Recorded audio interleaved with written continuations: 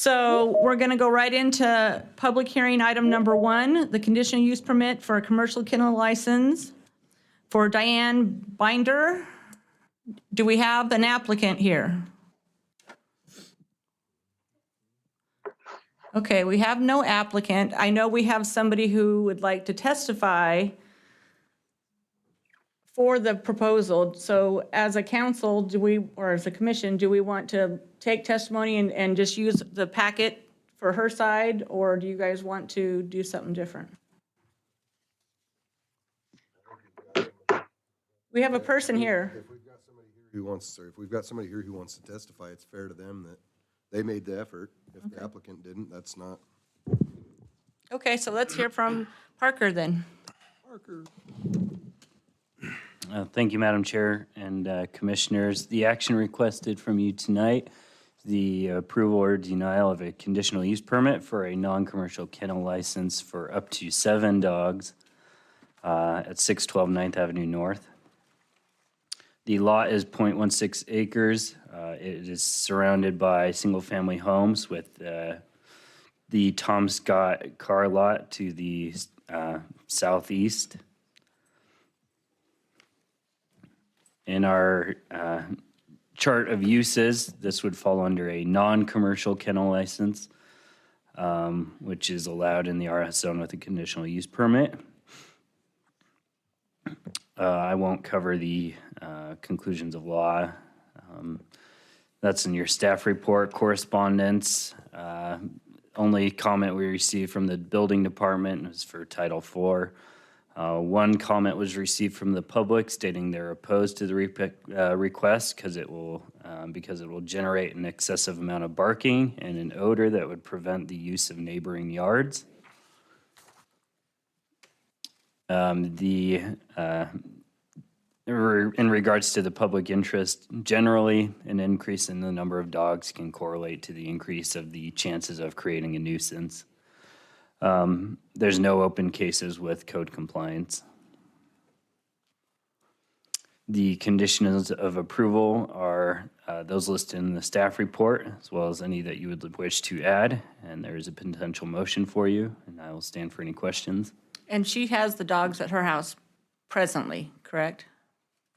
I believe so. So they've been there with the children. Okay. In Parker, there's been no calls to animal control for any issues that we know of?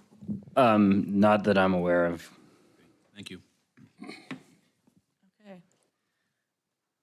Do we have the sign-up sheet? Daniel, sign-up sheet. Come on, Daniel. He's over there taking it. I know, we're.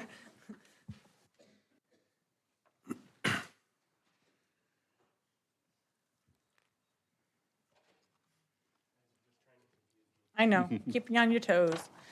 Okay, so we have, well, somebody against. Buch, Schmidt. If you would come up to the microphone, give us your name and address for the record.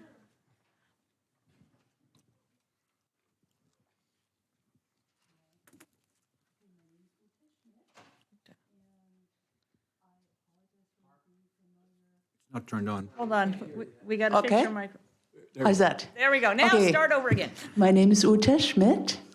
I live behind that residence, kitty corner, off of Gem Street. And Your I address.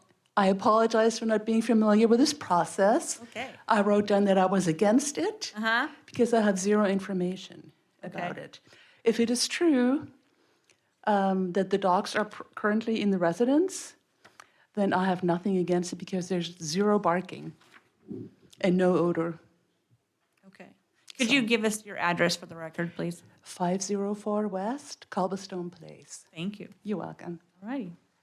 Is there anybody else present that would like to speak for, against, or undecided on this conditional use permit?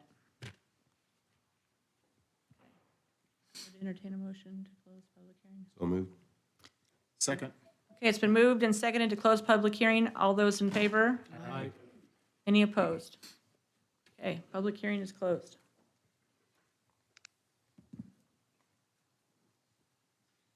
You know, so looking at her narrative here, it appears, and she's not here to, but it appears that those dogs belong to her adult children who, it seems like temporarily are living at the house.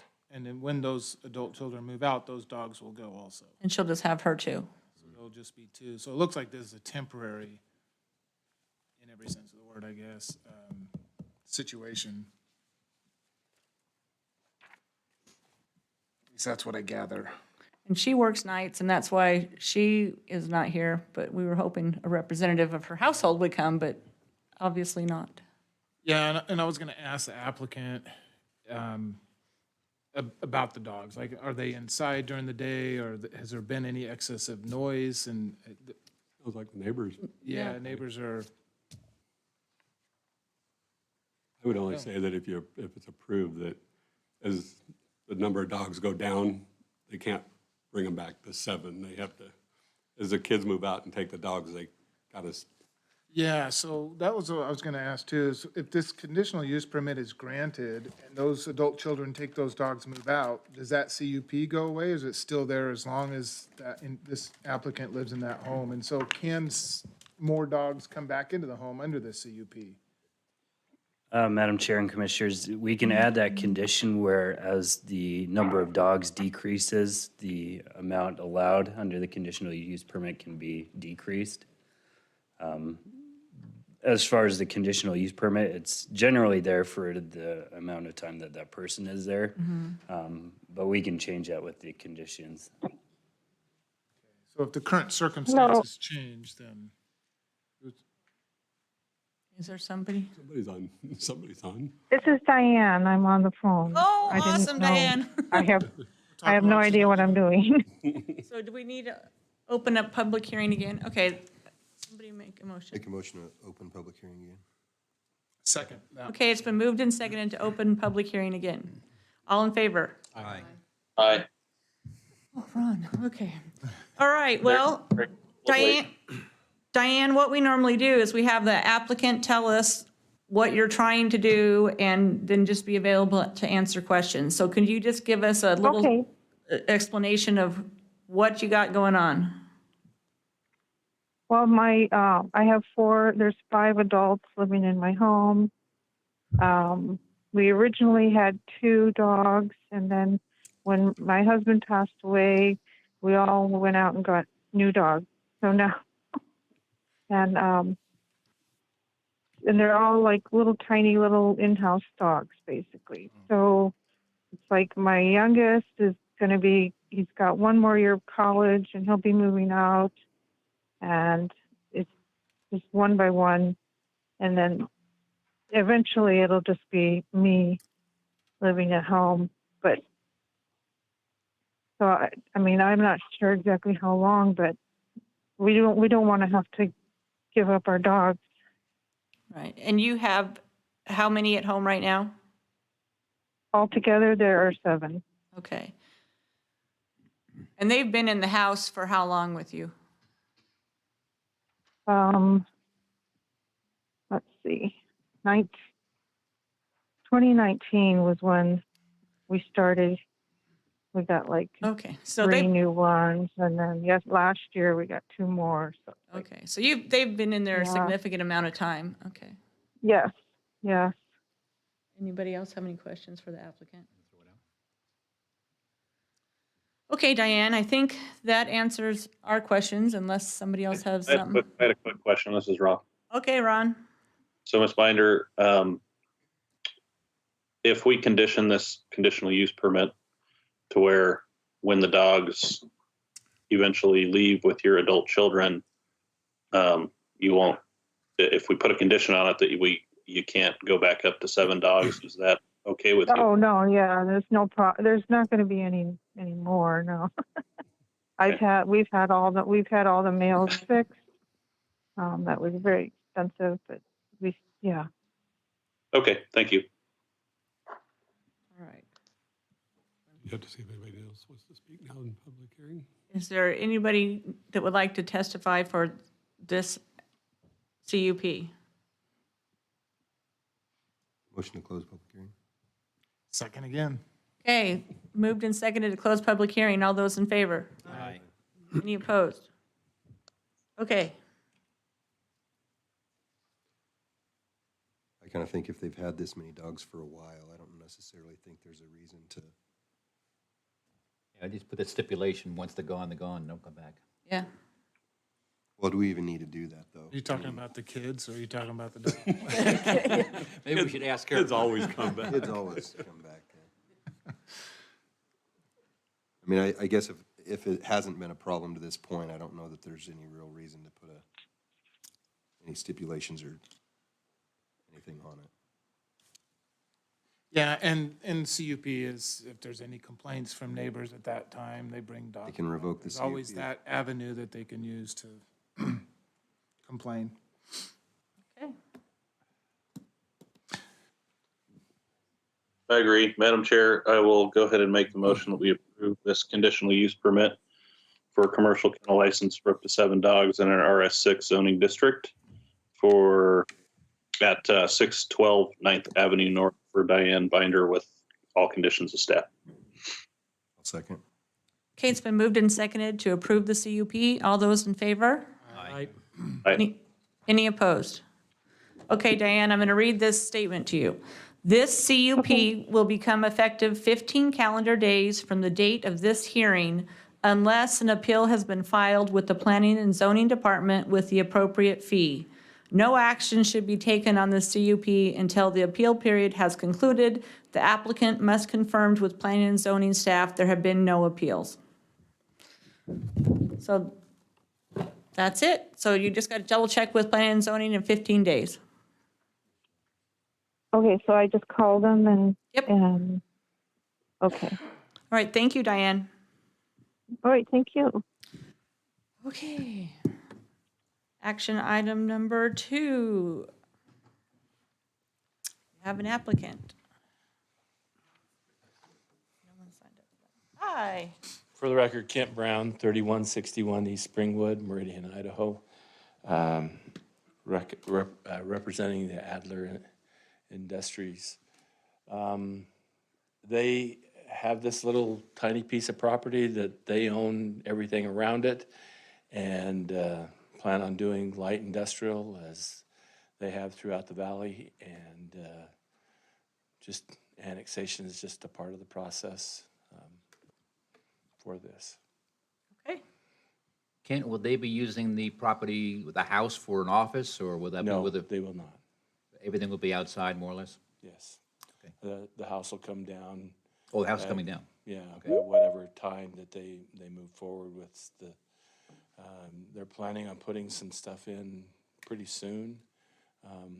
Probably be back with a subdivision plat. They have some users that are to the east here that want to start a building fairly soon, a warehouse Or building. industrial use, light industrial? Okay. Thank you. Awesome, thanks. Any other questions? Not right now. Thanks. Okay, Rodney.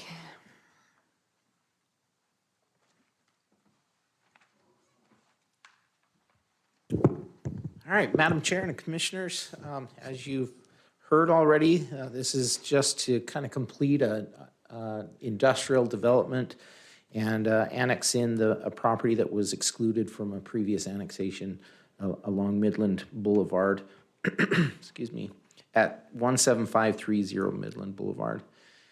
You can see here on the comprehensive, the future land use map, that this is industrial. It's a little bit deceiving here because it looks like it's just clear, but it's actually a light gray. So anywhere that it looks like it's clear is that industrial designation. So all around is industrial, except to the west is Caldwell impact area.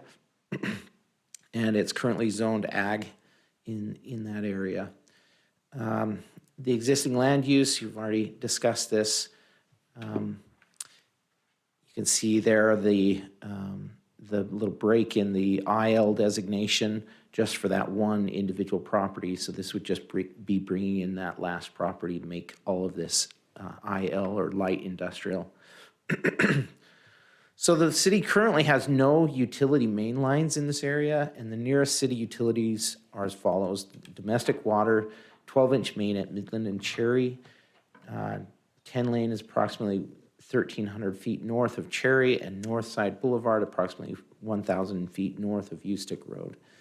Then pressurized irrigation is 12-inch main at Midland and Cherry and Northside Boulevard, approximately 1,000 feet north of Ustick Road. And finally, the sewer connection is 21 inches main to be the 21-inch main to be extended west from Northside Boulevard and Ustick Road. And the development would be responsible for taking the utilities over to this property. They are also in negotiation with NDC to get support for that and make that happen.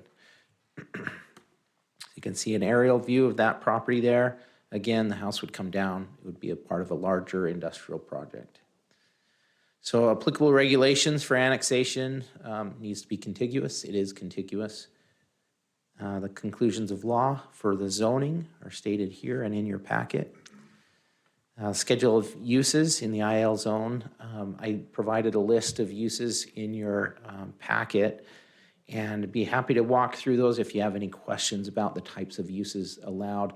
But during the annexation that we went through for the larger area, we went through these in detail and required certain conditions of those areas. 1019 is the IL zone, and it's intended to create, preserve, and enhance areas containing a wide range of manufacturing. It's kind of our most flexible zone for commercial type development. So these are all in your packet, specifics about what's allowed, the setbacks, the street frontage, the access. Happy to go through those if you have any questions, but I'll keep going since it's in your packet. The development agreement, these are this just basically says that's a contract between the city and the developer for this development agreement. And then comments from engineering, excuse me, they'll need to dedicate the 50 feet of right-of-way, very similar to all of the industrial we just annexed in just recently. Building department, Title IV requirements. Nampa Highway District had no objections, but they made these comments. They said that the city of Caldwell has annexed the west side of the northern half of Midland Boulevard, and the city of Nampa is proposing annexing half of the eastern side of the northern half of Midland Boulevard. Per the development agreement, 55% of the frontage would require annexation of the half mile of road. With this development, the frontage is over 55% of the right-of-way owned by the Nampa Highway District within the northern half mile of Midland Boulevard.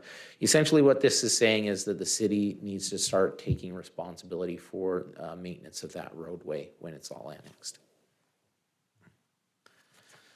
So staff analysis, it's compliant with our comprehensive plan, very consistent.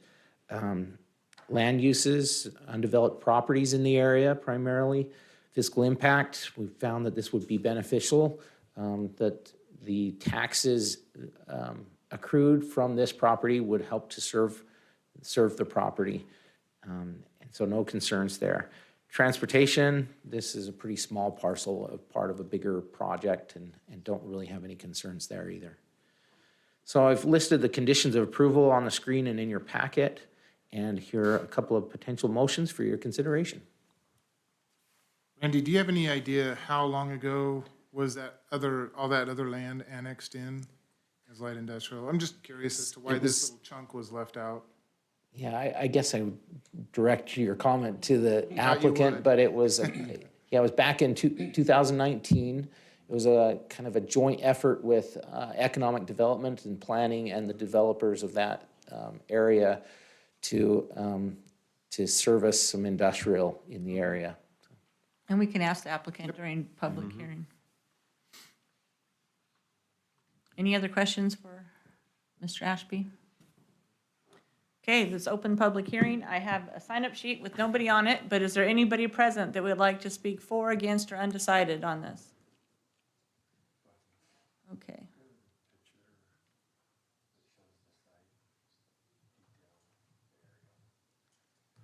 Okay, Kent, you want to come back This one? up? Right there. Okay. You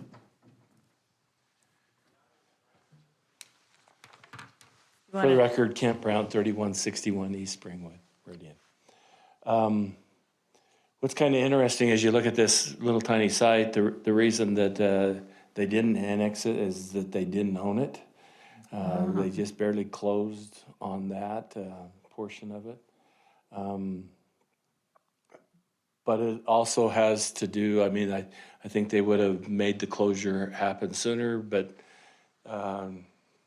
they needed to have some plans, and they've been working closely with economic development. What's kind of interesting is you look at this site plan and you see the parcel size. As you widen Midland, we're taking a big chunk of that.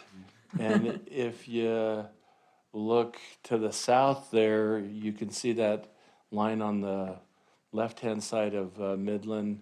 Laster Lane goes through there. So realistically, this is going to be buffer and entrance to the economic development, and it's, you know, it's not meat and potatoes of the industrial. It's just in the way. And the city of Nampa wants, you don't want these enclaves, you want these things fixed. The city of Caldwell has annexed the property on the other side of the street. So our northwest corner of ours is where the city limits of Caldwell goes out to the center line of the road there.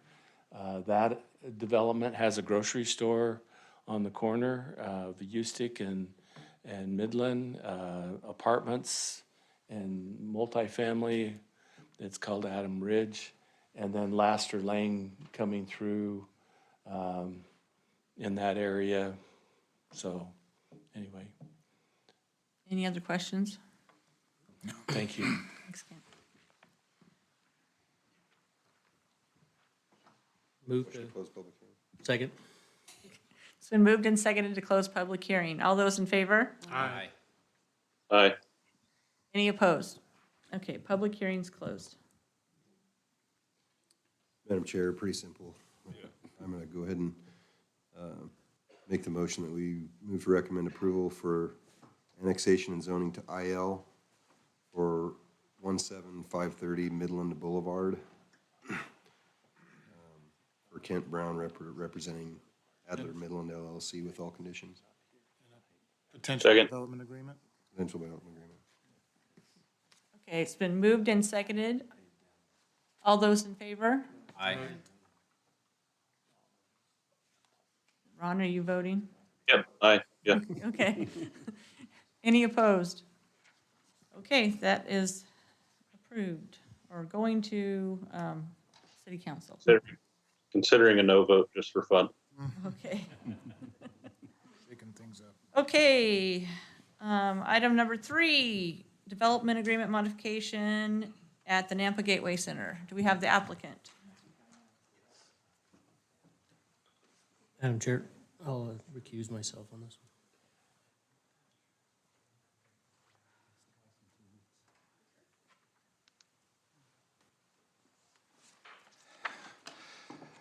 Madam Chair, Commissioners, my name is Jeffrey Wardle. My address is 251 East Front, Suite 310 in Boise, and I'm here on behalf of the applicant, Casey Gardner Company and its affiliates. We can get into as much detail or as little detail as you want, but this is a somewhat complicated request. And so with your, I'll be respectful of your time and the public's testimony, but we also recognize that there's I think a lot of explanation that can go into what's happening here. I can note that I have represented Casey Gardner Company since we acquired this property just over a year ago. And as you recall, in 2005, DDR came in, did the master plan for Nampa Gateway, did the original development agreement, and then about 5 years ago sold it to RGC, and RGC subsequently sold it to Casey Gardner Company. So it's been interesting to see as my colleagues that worked on the original development agreement and as I worked on additional traffic issues for DDR over the past 15 years, how we got here. And what we're here for is, as staff indicated, is a modification to the development agreement together with 2 conditional use permits. And we recognize that obviously the development agreement is a prerequisite to those conditional use permits. So functionally, even though you would normally be hearing the conditional use permit, we recognize that there is a process that we will work through. So as indicated, Casey Gardner's acquired approximately 65 acres out of the original 77 or so acres of the Nampa Gateway Center. Casey Gardner owns the bulk of the center of the property. The retail that is out at Garrity is separately owned and is largely fully developed. So what you're thinking about here is that core area. So we are proposing the redevelopment of this through the demolition of some existing space, the repurposing of certain areas, and through adaptive reuse of existing facilities. We have proposed essentially it's not necessarily 5 phases, but it's 5 nodes of different uses that are set forth. And the application we're here to deal with today deals with modifying the development agreement to repurpose the space within those 5 nodes, providing for the demolition, the provision of additional green space and recreational area, and to request the permission under the development agreement to incorporate up to 700 multifamily units over a phased process. In front of you tonight, you have the first 77 units, which would be a multifamily development in Node 5 on the eastern property, which are townhouse-style apartments. Additionally, the next conditional use permit that would come in this year later would be for 168 apartments that would also be located in Area 5. And then as we go through repurposing, redevelopment, and releasing of vacant space, future applications for additional multifamily would come in at that point, contingent upon the traffic plans and the other things that you've seen. We have a long experience in redeveloping surface parking lots, and it's something we don't apologize for, because the reality is surface parking lots serve a purpose when they serve a purpose, but they also serve a purpose for redevelopment, where we're not impacting existing uses and we're not impacting existing infrastructure. So the overall development plan is to retain the existing BC zoning. The entire property was zoned BC with a development agreement. But as you know, DDR's original focus was very much on that lifestyle center retail orientation. It works in some places, it doesn't work in others, and as we look at what's changed in the last 15 years, it's telling that we have a very, very large Amazon distribution facility just down the hill, evidencing the change that we've seen in retail. So the additional conditional use permits applications tonight relate to, first, repurposing the Macy's building as a technology center for House of Design, and second, to provide for that initial phase of multifamily redevelopment with the townhouses. So the development modification would essentially permit all BC uses that currently exist under your code within this center. It provides flexibility. In visiting with staff, though, we recognize that it's appropriate to exclude automotive sales lots, and especially with the significant presence of automotive uses down Garrity, it's not necessary. We won't be pursuing that. But the goal would be to have those types of BC uses that are permitted or permitted with a conditional use permit to be permissible here. And then as we go forward, it gives us the flexibility to come back for additional conditional use permits as elements change and as we can tailor it to demand. The goal is to have a mixture of commercial, retail, hospitality, multifamily, residential, technology, and other uses that are located at a site that already has significant infrastructure investment that was done 15 years ago. So, what else do we have? We value mixed use. We've done mixed use development in a variety of places. We have done it throughout the Treasure Valley. For it to be done and it be done right, it has to be the right type of mixture of uses. When you have a 100,000 square foot big box, you have to be creative about how to repurpose that. And we are excited about the fact that we have been in negotiations with House of Design and have come up with a plan for them to be able to utilize and reuse that space for jobs that are already here to expand their research and development. But it's also important to not just have those single uses, and that's why the residential components come in, because they are the type of residential units that are attractive to young engineers and other office families. We know, though, that you have to balance and you have to address a project that was originally developed, focused as a lifestyle center with people getting in cars and coming for retail uses.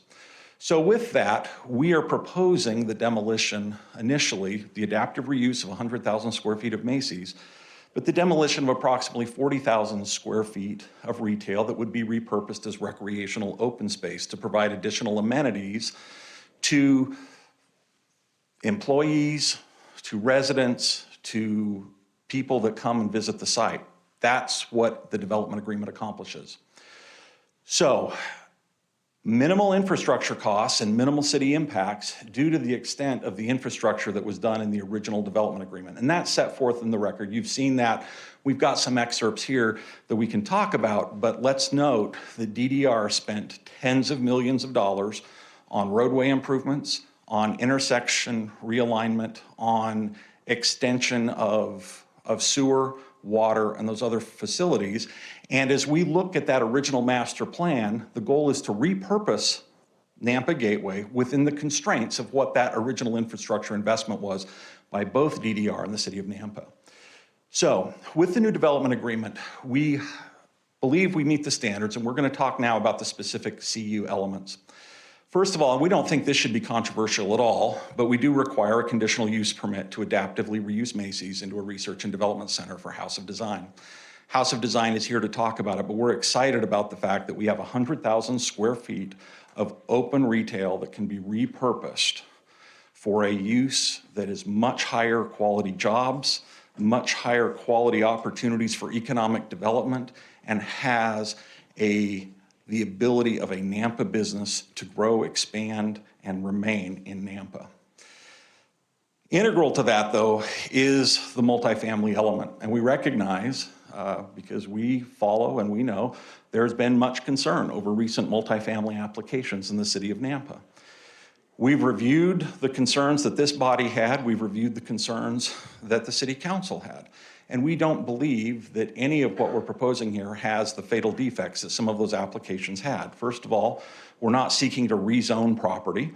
We're seeking to utilize BC zoned property for a use that is permitted with a conditional use permit.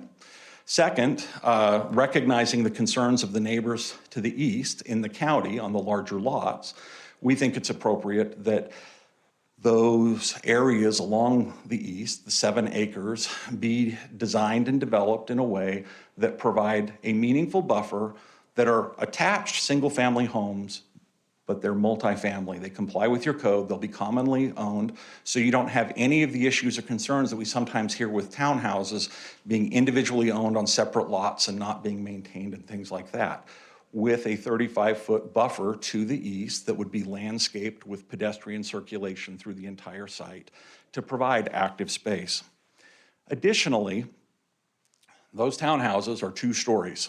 Now, as we talk about the impact upon properties to the east, it's important to note that the original DA for Nampa Gateway with DDR required, the very first thing was to construct a 4 to 8 foot tall CMU fence along that eastern property line.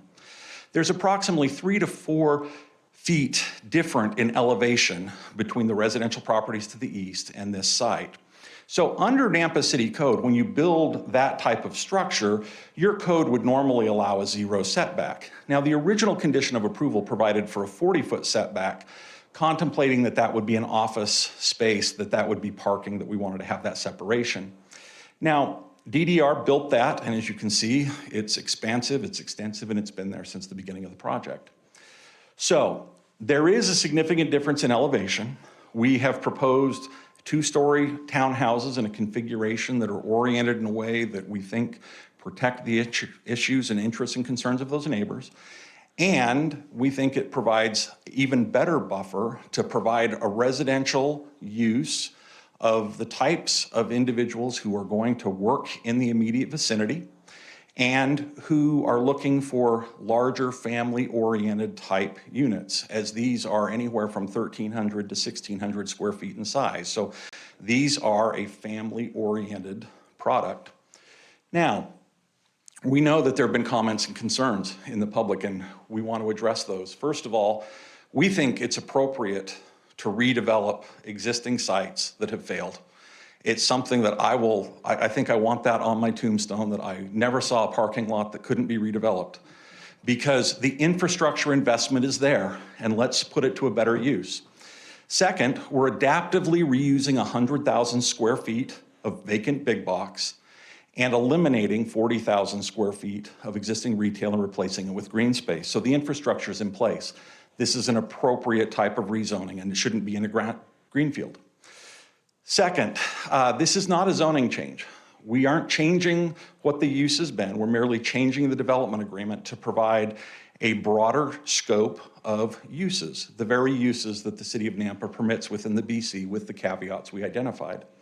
There's no existing impact on any project of the City of Nampa or city plans, because as we'll get to, this initial phase and all future phases will be in compliance with traffic impact studies that get updated to ensure that it is consistent with what the maximum capacity was and that there's no net impact. There's concerns about the jobs that exist. Well, there will be no impact on Winco, Panda Express, the Gym, or Jabbers, because they will remain. They will have more employees who can shop there and work out there at the lunch hour. They'll have more residents in the immediate vicinity. We're only demolishing vacant space which has had a very, very marginal leasing history. JCPenney's and the theater are not going anywhere. In future development applications, we likely will come back with some type of residential that's oriented towards the road to provide additional buffer that works within those uses. But those uses are not going away.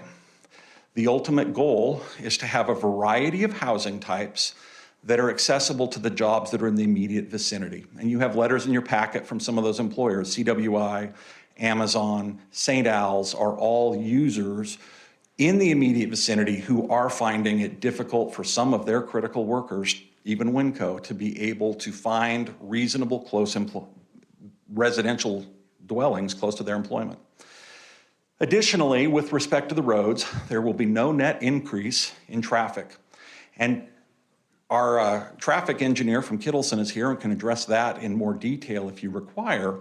But as we repurpose shopping center space, 100,000 square feet, and we eliminate 40,000 square feet, that is eliminating shopping potential trips.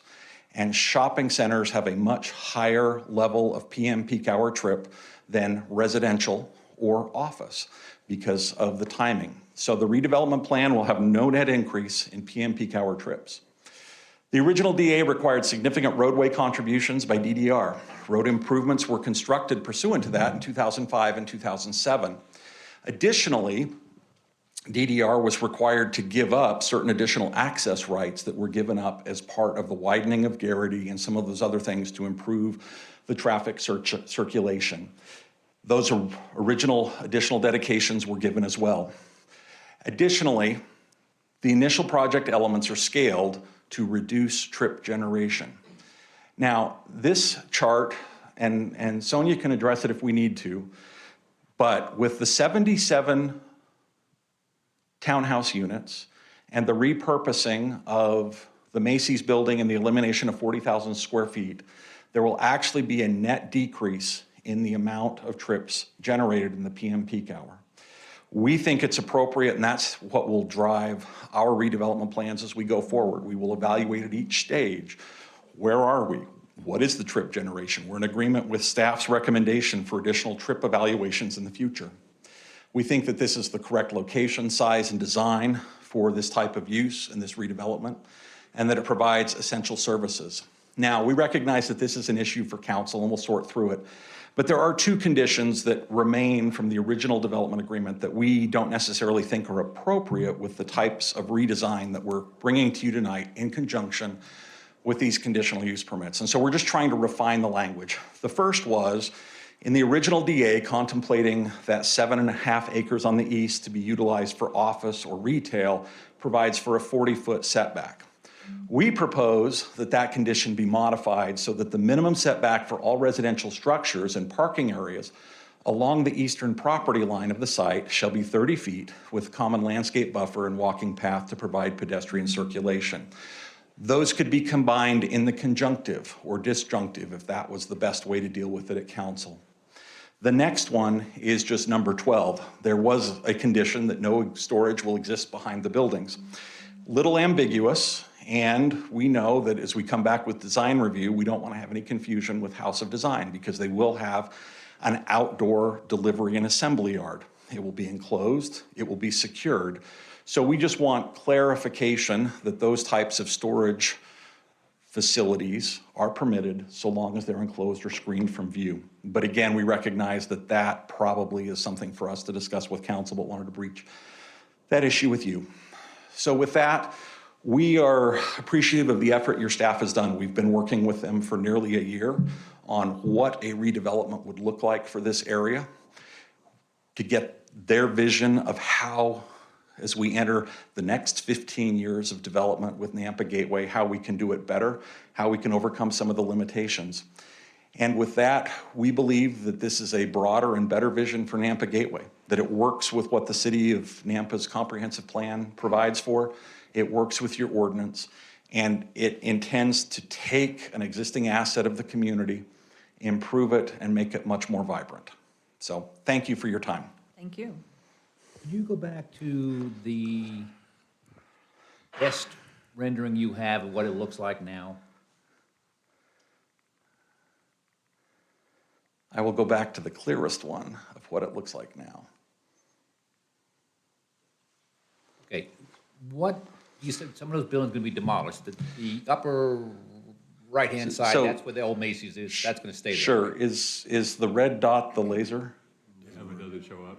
Okay, so you see where the Macy's building is? Yes. So the Macy's building is that large building on the north, thank you.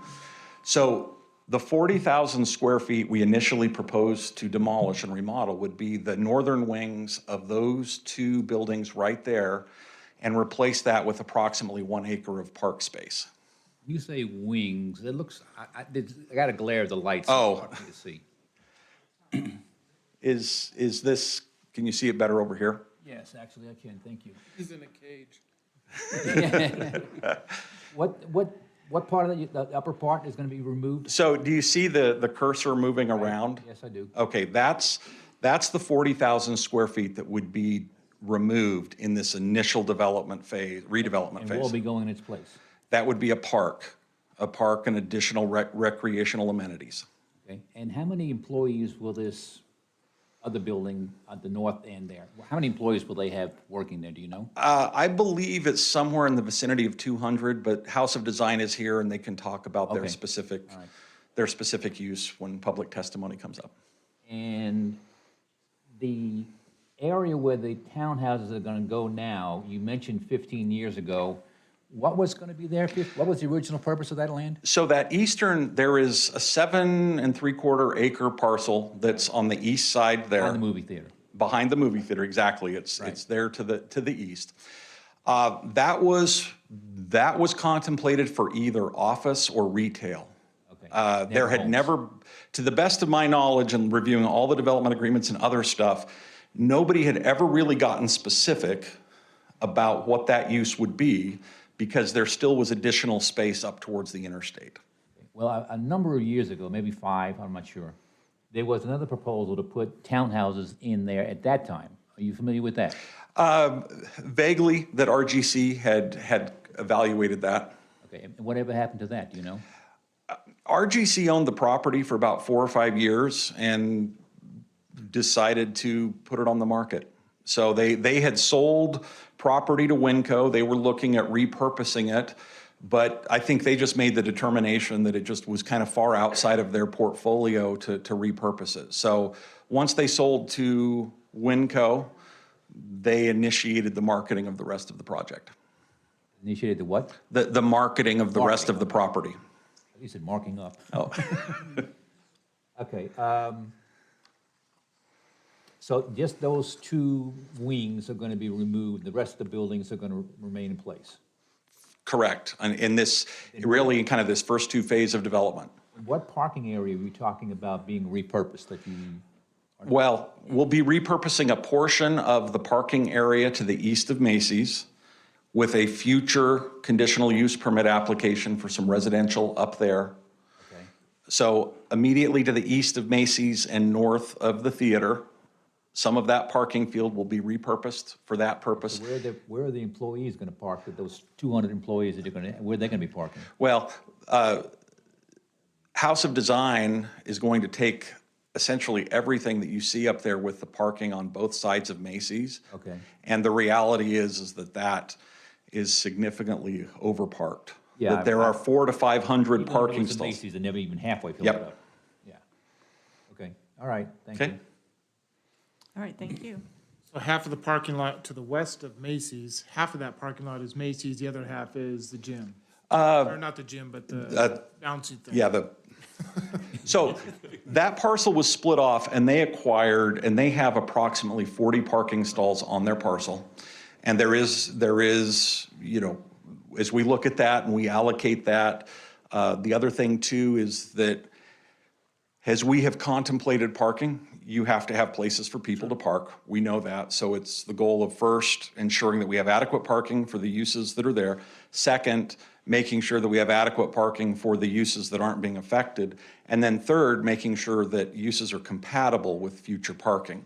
And so it's a process, and we will be sensitive to that. That's why this first phase is just 2 conditional use permits to go with the development agreement modification. The parcel's north of Macy's, and it goes down, there's significant elevation drop there. That's none of, That is all part of element 1. I'll go back to.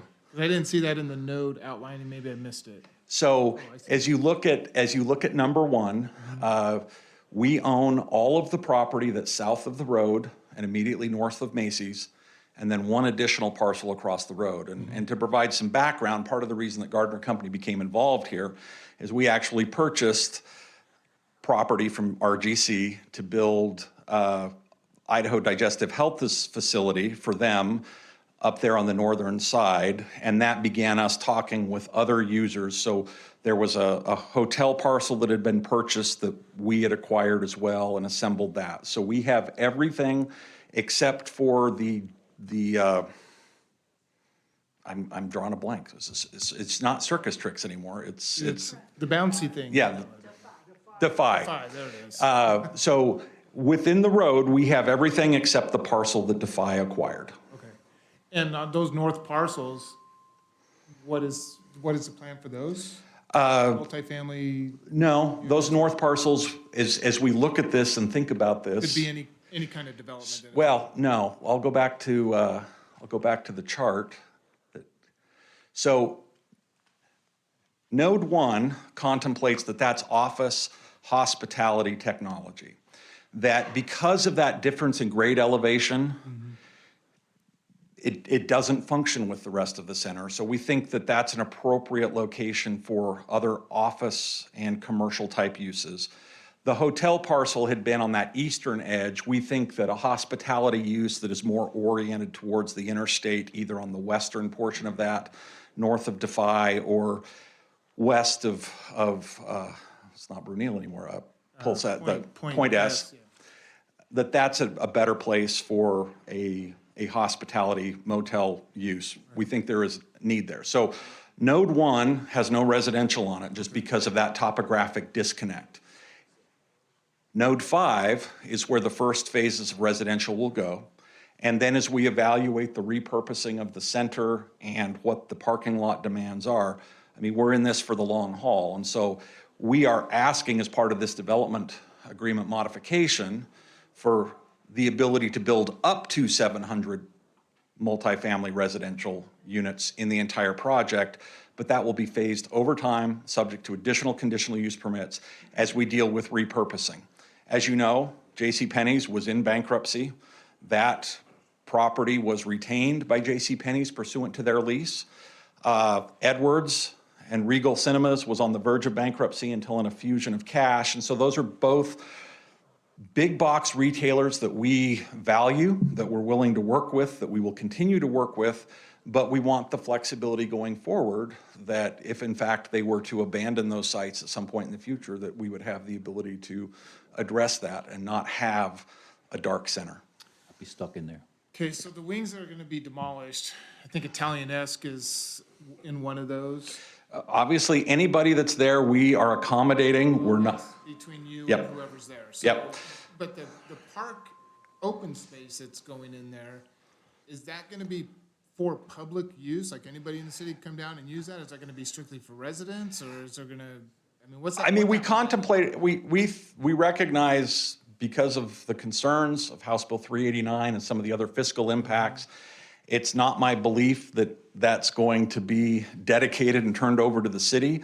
But we view it as a public amenity that's open and engaged to users that come and use it, like you see other places, like the waterfall and ice rink at the Village and that type of use. So that, because we think that in order to ensure that we're able to maintain it, we're able to deal with it and not make it the city's burden, that should be an amenity that's open to the public, even though it's owned and managed collectively by the parcels there.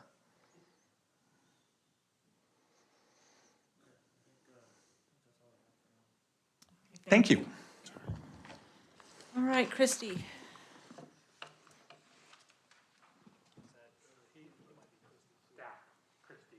Oh. Sorry. She's on the ball, though. How did she know my name? Okay, well, thank you, Madam Chair and Commissioners.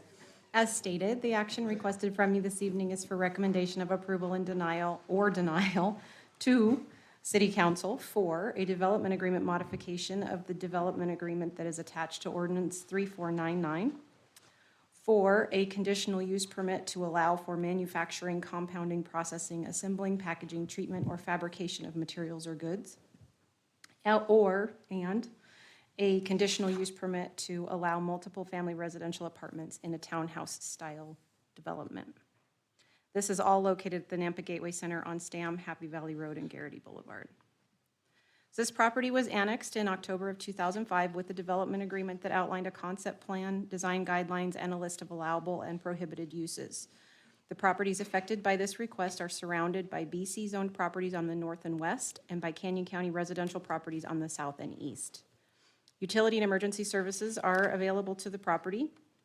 This development is located approximately 1.2 miles from the Nampa Fire Station number 5 with about a 5-minute response time.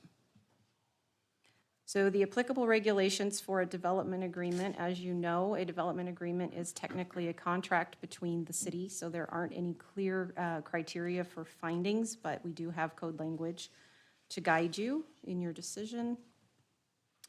The conditional use permit requirements, again, the 3 criteria. The proposed project will be compatible with and will not adversely affect the livability of the surrounding properties. That the location and design and site planning of the proposed project will provide a convenient and functional living, working, shopping, or civic environment and will be as attractive as the nature of the use and its location warrants. And that the proposed apartments and the tech uses will enhance successful operation of the surrounding area. So for transportation, engineering gave a condition that just basically has asked that they do studies as the project is phased through, because they know that the residences will increase, the dwelling units will increase, but then the retail space will decrease. So those transportation studies will have to change. Today, we were presented with a trip generation comparison that showed a decrease based on the units that are being proposed currently. And again, this will change as the development changes. Excuse me, Christie, I'm sorry to Yes. interrupt. I can't see you, so I can't wave my hand. I think you just mentioned that the engineering mentioned that the traffic will increase, and that those trip. No, The dwelling units will increase. And But not as- the traffic and, Right, Okay. as that happens, then this transportation study will have to change according to how those dwelling units are proposed. So, Madam Chair, Commissioner Kirkman, the trip generation analysis done by Kittleson that was provided to us today, based on the number of units that they are proposing in their forthcoming conditional use permits, the change in, from what the original proposal was with the office and retail versus the residential units shows a decrease in peak hour traffic and overall traffic. As they come in with additional residential units, that will change that and will likely require additional analysis to look at then when they trigger more traffic than they would, and they would have to update that traffic Okay. study at that time. thank you. And I think that was important to delineate because it seemed like the whole project's gonna be decrease the traffic, and that didn't make any sense at all. Okay. Thank you for that clarification, and my apologies, Christie. Oh, not a problem. It's on topic.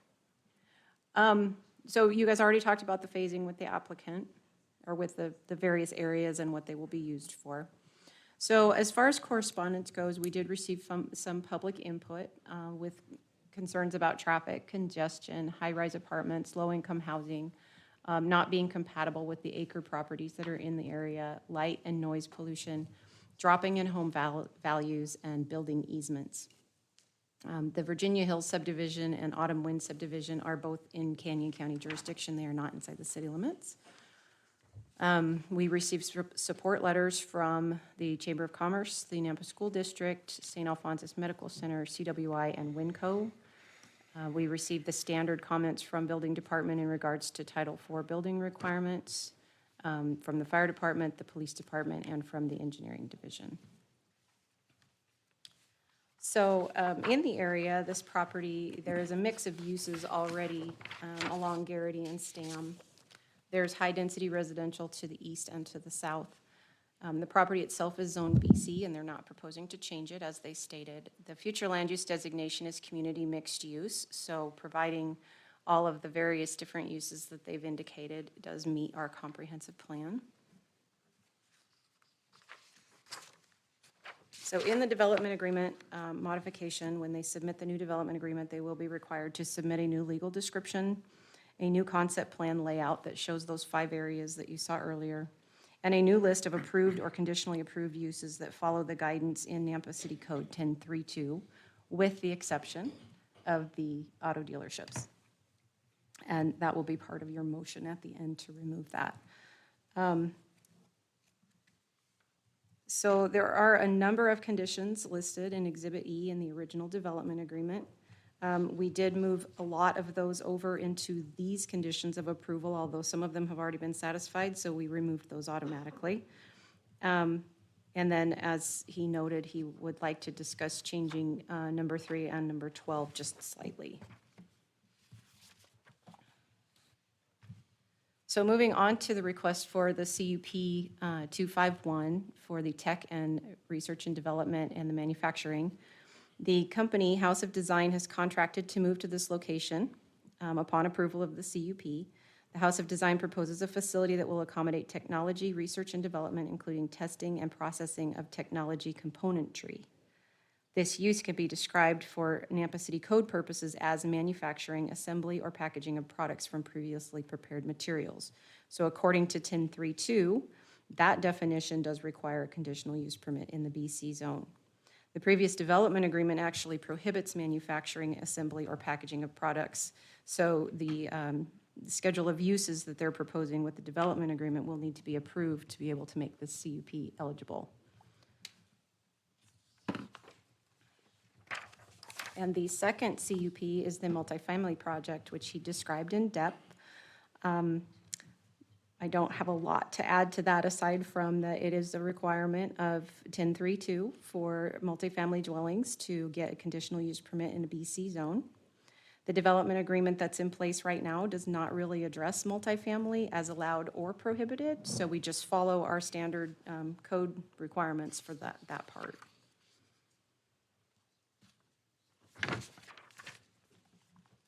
and he gave you a description of the area, but just so that you're kind of looking at this from the easterly perspective, you'll notice that the buildings are aligned so that the side of the structure is facing those properties in Autumn Wind. So there wouldn't be like multiple units facing those backyards. There are 70 units with alley-loaded, two-story townhome-style products. Some contain 3 units, and some contain 8 units, and some contain 6 units. So these are the recommended conditions of approval, the ones that were pulled over from the original development agreement, and also including engineering's requirements. And then all I would ask in your motion is that you clarify if you're willing to go along with the new wording for condition number 3 and condition number 12, which I can present to you again at the end if you like. These are the potential motions. This one includes all 3. With the removal of the auto dealership and the changes to the conditions, or we can break them out into separate motions if you'd like to discuss them separately. And with that, I'll stand for any questions. Christie, we were told that there's somebody here from House of Design. Could we listen to them? I have a couple of questions I'd like to ask them. Absolutely. Can I follow up No, with I what? asked first. Well, I think this is on point with what Christie was just saying. Macy's is already going through some changes. Has that been, how does that happen when the CUP has not yet been We're approved? removing the old stuff. Commissioner Kirkman, they have a demolition permit. All they're doing is demolition at this time. And they can do that because it doesn't have an assigned use to it. Does demolition include putting walls up? No. Just thought I'd ask. You've been spying. You might be able to, someone might be able to address that. House of Design maybe at this point now can maybe address that a little better. Okay, thanks. So we're going to open the public hearing. And did somebody from House of Design sign up on the sheet? Come on up. We'll start with the more information. All right. Well, maybe I'd open up. Do you want me to just go ahead, or you guys want? Well, let me tell you what my concerns are, and you can address those, plus whatever I might have missed. But give us Okay. your name and address for the record first. Dan Wright, 4866 North Maidstone Place, Boise, Idaho. The very first question I have is, what the heck is House of Design? All right. So we are a family-grown Nampa business. Two families owned it previously. Been ground up from a few employees. Now we're at 120 employees. We do robot solutions, mainly in manufacturing and mainly in the housing industry. We have products that build roof and floor truss systems for like companies like Builders First Source, et cetera. We've also done the Autovol project you guys have here in Nampa. I don't know if you guys are familiar with that. We did all the robots in that facility. So robot integration primarily. Good, thank you, I didn't know that. Yeah. How many employees do you think you'll have once you're fully staffed? So we have 2 sites. We're currently over on Karcher. We are planning, you will eventually see another proposal for another 120,000 square foot facility over there. In this current facility, we estimate about 150. There's offices, about 130, I believe. Offices is what's in there for office space, and then you'll have some people on the floor, so 150, less than 200 people on that side. And do you have shift work, or is it open 8 hours a day, or? Primarily 8 hours a day. I can't say when we're behind on a project that we ask some people to stay late, but not regular. What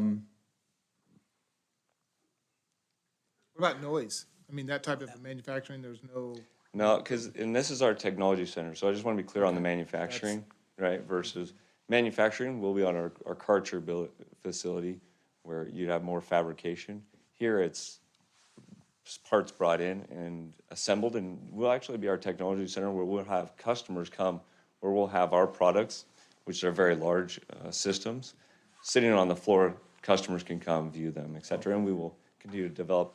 Like you might have, like they talk about a laydown yard, we'll have a lot of trusses, I mean, a lot of 2x4s, et cetera, come in. That's what our lay down yard would be primarily, that kind of stuff coming in. And then we'll test, you know, enhancements that we do on the machines, but it's not manufacturing we're shipping Okay, out. that's, And how much heavy truck traffic will there be? I mean, do you have long rigs hauling in 20-foot beams or 40-foot beams or? There can, I mean, because we actually, you know, those systems, we break them down on palletizing, and so you can get a full semi that, like, the building will be designed to have a. Nothing oversized? Exactly. Okay. Yep. All right, thank you. and what's going on in Macy's right now? Demolition, demolition. I see some walls going on. You You took can, all the paper off of the windows, so everybody. could that's see right. what was going on. We weren't trying to hide anything. We were trying, I'll just say this project is very critical to our business. We have been very well funded, and so we're ahead in technology wise compared to our competitors. And I'll just say, we're really looking forward to this development, and we want to stay in Nampa. And so I'm just letting you guys know this project is key to us. And why you ask, what are you doing? The reality is we're kind of on a timeline with some, you know, expectations rise, right? So we're trying to get everything as far as we can without crossing lines. Yeah, and I get the studs are up there. We didn't put wallet in. You can blame that on me. Well, when I drop my daughter off for work, I can see right into those Right. windows. I'm like, what's going on? Yeah. So, We're trying to keep it as slow as we can, but as fast as we can. very optimistic. Was there anything else you wanted to share, Dan? Because you said you wanted to speak. Oh, yeah, I just want to say, you know, as part of it, obviously, we had been, our I shouldn't say previous owners, they still own, but not the majority anymore, but they drive every day by that facility, right? And it's been, I would just use the word defunct, or, you know, it been not a lot of traffic in that area, right? We really feel that we are going to enhance. This is our technology center. We're very proud of it. That's why we like the building. We like that it's visible from the freeway. We like that it's close to the freeway. We want to attract top talent. We've got recruiting firms all over the country right now, just finding top talent, COSs, supply chain directors, et cetera, right? So we're really looking to grow. We do plan on we're at 120 employees right now. We'll probably be at 400 employees, not on that site, but, you know, other sites, et cetera, and expansion across the world. And so that's why I just want to say this is critical. And we've actually very much appreciated working with Gardner Company and their view of the facility, where they talked about technology. Like, we do programs with CWI and, you know, the other education, robot programs, et cetera. We do want to be an integral community participant in the community.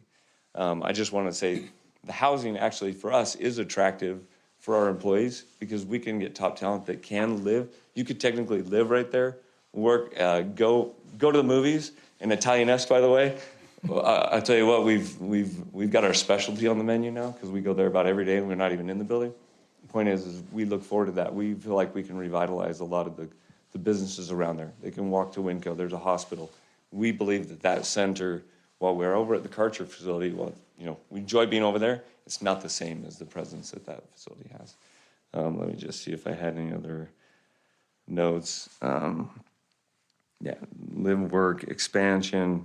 I just want to bring top talent. When I say top talent, these are educated people that are going to contribute to the community, that are looking to, you know, uplift the community. So, you know, a lot of robot systems engineers, educated, et cetera. So I just want to say, you know, we are looking for high-class individuals to enhance Nampa. Yeah, I think that's all I've got, unless there's any questions you guys about House of Design and what we do. No, that's awesome. I think that's good. Thank you. Thank you. Thanks. Okay, on the sign-up sheets, we're going to start with for the proposal people. So I think this is Laren Novak. Is that correct? And you didn't wish to speak, but you wanted to be on the record as for. Okay, and then Tucker Anderson. Same deal, okay. And then Sonia Deladen. Deladen, so close. And you didn't want to speak unless, okay, you can.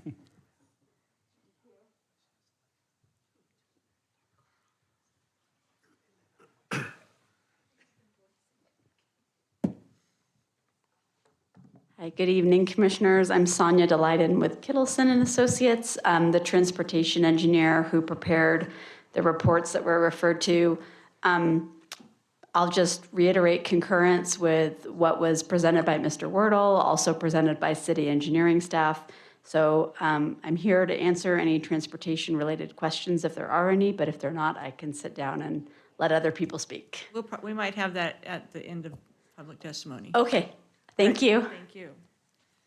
Okay, now we're going to go to the against the proposal. You get 3 minutes to come up and speak your piece, and I'll try to, be, if you're wrapping up, I'm not going to knock you off the podium, but I'll give you a 30-second warning and then tell you your time is up.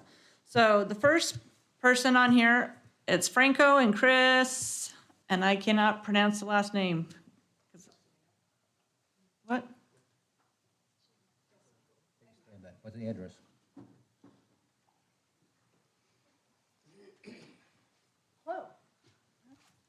Give your name and address for the record, please. It's 1311 Autumn Wind Drive, Nampa, next to the Gateway.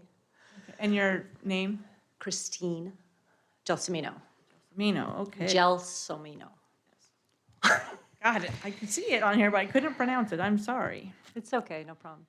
Okay. So I think the bottom line is the traffic.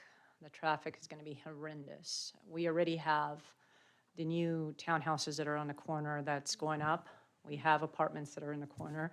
And I'd really like to see Winco workers afford $1,700, $1,800 top of the line luxury townhouses. But the thing is that they're going to be right in the back of our homes. We moved there for quality of life. We're not going to have quality of life. Quality of life is going to be traffic coming through that Gateway Center, and it's already busy with the Robinson Road and Stam Lane. There's no plan to expand Stam. All of us has at least an acre and a half. The neighbors across the street, 2 acres.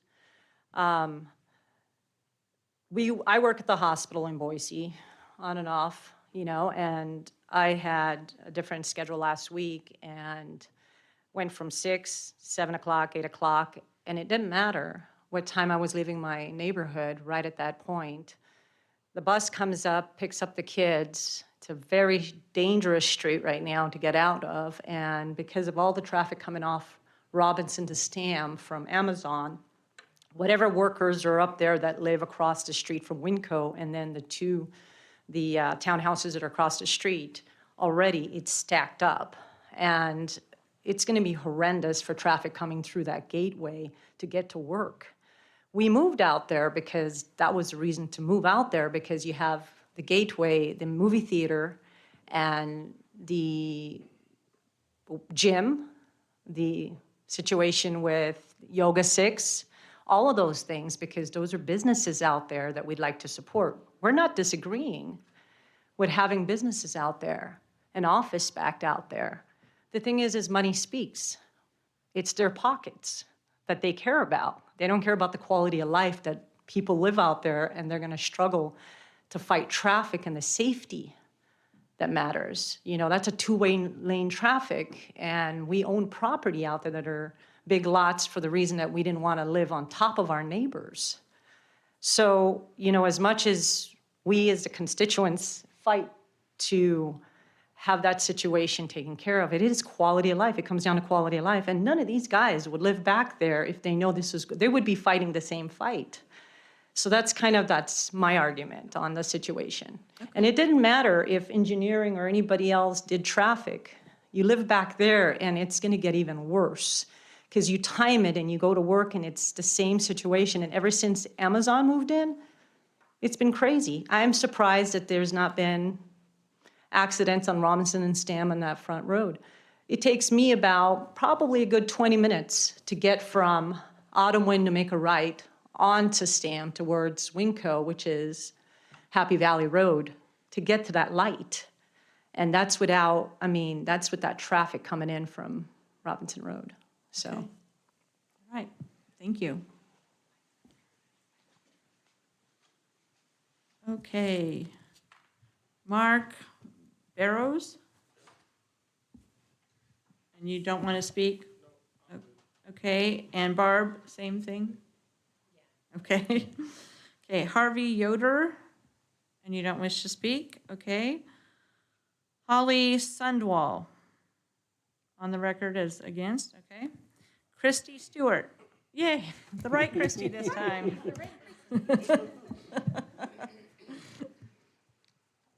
Hi, my name's Christy Stewart, and we live at 5305 Stam Lane. And I'm having a little bit of deja vu because we were here 5 years ago with a similar type of proposal with RGC. I would like to start by saying RGC never filled those properties because of the prices that they were charging. I know a gentleman, Rocky, that owns IOU Sushi, and he was actually looking at putting his sushi restaurant in one of those facilities. And the pricing that RGC was charging for rent was the same as what they were charging at the Village. So I understand why they never filled it, you know, give a reasonable price for the area, and you probably would fill a lot more businesses in that area. As she was saying, most of the homes that are kind of in that county area, it was all county when we first purchased and moved in and built. It became annexed by the city at some point in there, and that's when the development went across the street. But to me, as she was saying, we have lots of large acre properties there. I don't know why you would want to put all this high-density housing. We've already got it kind of surrounding us. We've got the station apartments that went in on the, what is it, the southwest corner. And then they've got the townhomes that are going in now. And then I don't know what happened with the proposal for additional townhomes a little bit further up on Stam. I don't know if that went through or not, but if it did, that's more high density. And now we're looking at, from what their proposal was, which again, it would be future and down the road. But to me, from what they were proposing, 90% of that facility would potentially be residential in the future. I know a gentleman, Ron Denton, he used to work at the theater. He wasn't able to be here tonight. He lives in the area. But I know for a fact that Regal Theater's lease is up in November. And if the price isn't right, they won't renew, which means it's an abandoned building. That works out pretty nice for more housing. So, let's see. Sorry, I was doing chicken scratch as I was listening. So by their current, what they're currently proposing, 77 townhomes in that little area, plus the 168 apartments that they want to put to the north, that would be 245. I would say half of those will probably be a two-vehicle home, and then the other half, on a fair note, we'll say we'll only have one vehicle. That's 368 extra vehicles coming in and out of that area, not including the House of Homes. I would encourage you, if none of you have driven by that area, look at where they want to put those 77 homes. And I also find it very interesting that everybody that said yes all live in Boise. Thank you for your time. Okay, I need the gallery not to react. I apologize. We are recording this, and we get your sentiment, but you need to just kind of keep it to yourself for right now. Okay, next is Britton Stewart. Peggy, the wife, told me not to talk. Okay. I got emotional. So I'm listening to my wife. Okay. But yes and no. Right, Todd and Jackie Hood. Do you want to speak? Okay.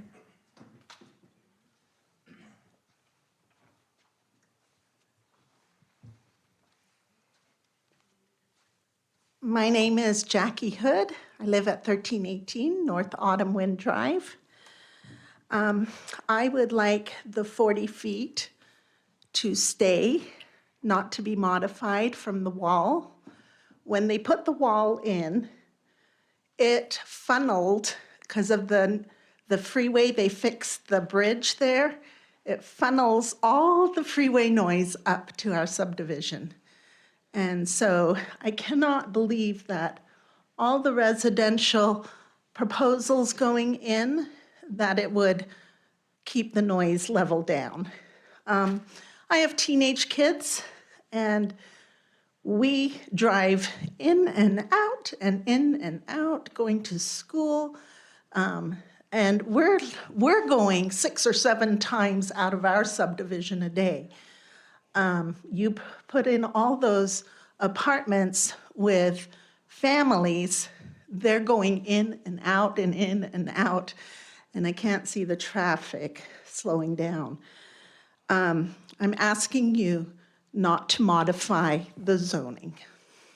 We'd like to see it go. We'd also like to see, I believe the companies that owned it before were out-of-state people, that the people that owned Gateway. And I've never seen that any of the prices are feasible for retail. Macy's, they wanted to put a church in there, and I forget the company's name, but they denied that. And so there has been many people that have wanted to go in there, but the people that own it have denied it. And I really think there's potential for retail. So we're asking not to modify all these residential. Heard in the news today, townhouses and residential are not helping our economy. That was on the news. Thank you. Okay, Christy and Shane Vigil. Christy, number 3. All right. Good evening, Madam Chair and members of the commission. Christy Vigil, 1300 North Autumn Wind Drive.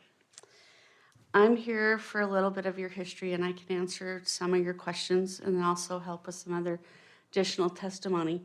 Shane and I built in Autumn Wind subdivision in 2001. We were the 3rd home in that subdivision, so we've been there for a very long time. We have been through the DA creation with DDR back in 2005. And Christy, staff, did say that the development agreement original did not address dwelling units within that, but I have paperwork here for Exhibit F that says dwelling units were prohibited. I don't think multifamily was part of the code in 2005, but again, 16 years ago, so I don't have good recollection of that. We worked with DDR to add that our dwellings were not allowed within that DA to protect our quality of life. We were on 1/2 acre to 2 acre lots, and we wanted to preserve that quality of life, and that's why we've moved there. When we moved there, it was very rural. We have since endured Winco, Amazon, hundreds of apartment buildings, and as my neighbors and my friends have testified today, the traffic has increased greatly. Amazon has made Stam and Robinson Road almost impassable at peak hours. I drive that way every day to go left, to go down by the cheese plant to go into Meridian, and it takes me a good 5 minutes to turn left there, and that's been since Amazon. The traffic has really increased with all of this development around there. And I appreciate Kittleson's traffic studies, and I appreciate any traffic studies, but before you have human traffic studies. And that's what we're here to testify about as well. In addition to traffic studies, we have concerns with noise pollution and light pollution.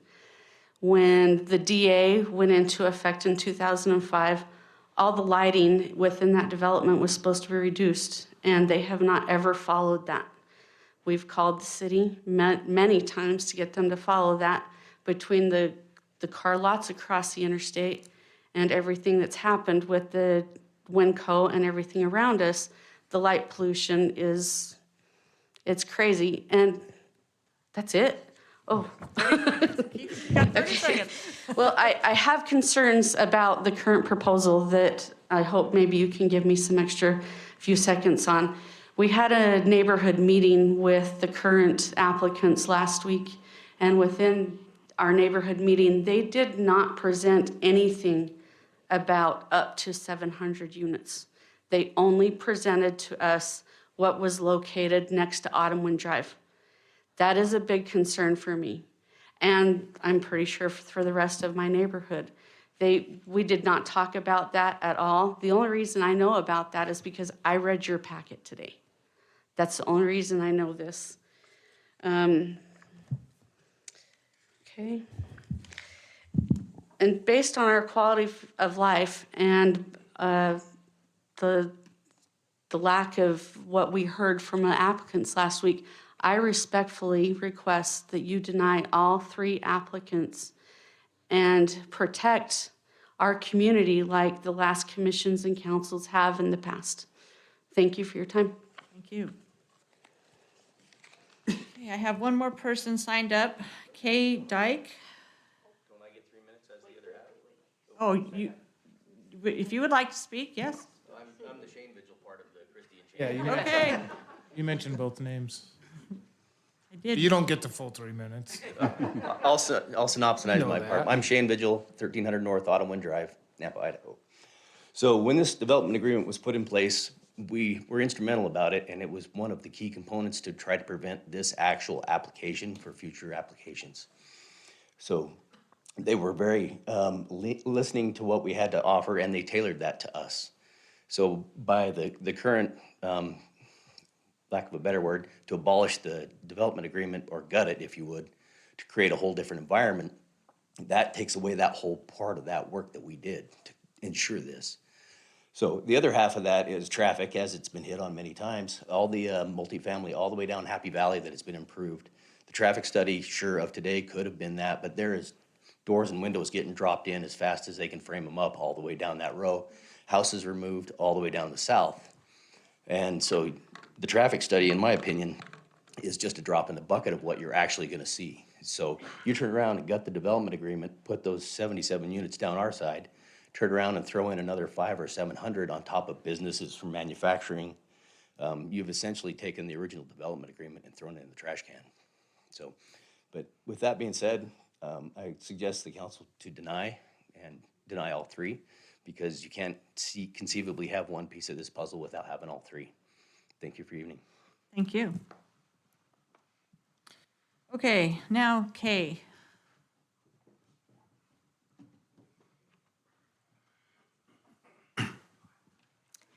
Kay Dyke, 4322 East Alderstone in Nampa.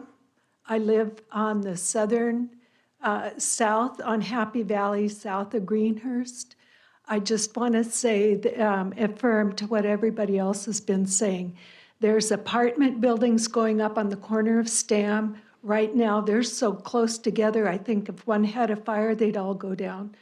And then the ones across from it, they're very nice developed. There's stuff going in behind it. They've got apartment buildings stuffed in every corner around that area. And then they're coming in to say they want to have more apartment buildings in this area. Like the others have said, you ain't seen nothing yet when it comes to traffic. Going down Happy Valley, just to the west on Happy Valley, there's just been more proposals to put in multifamily housing, new houses. You go down south past Greenhurst, Locust Lane. I don't know if that's county or city. There's more developments going in there. Again, there is, I haven't heard a squeak from the city about any improvements along Happy Valley, Stam Lane. I think you're just asking for a big headache for the city to put in more apartment buildings at this time. They're in Gateway. And anyway, I don't know enough about the project. It'd be nice to see the Macy's building used again that way. But like the others have said, all I've heard is businesses wanting to go into Gateway and the previous owners charging such exorbitant rents that they couldn't make a go of it, and so never moved into that Gateway Center. Thank you for your time. I appreciate it. Thank you. Okay, that's everybody I have signed up, but if you haven't signed up and you would like to speak for, against, or undecided on this proposal, now is your time to come on up.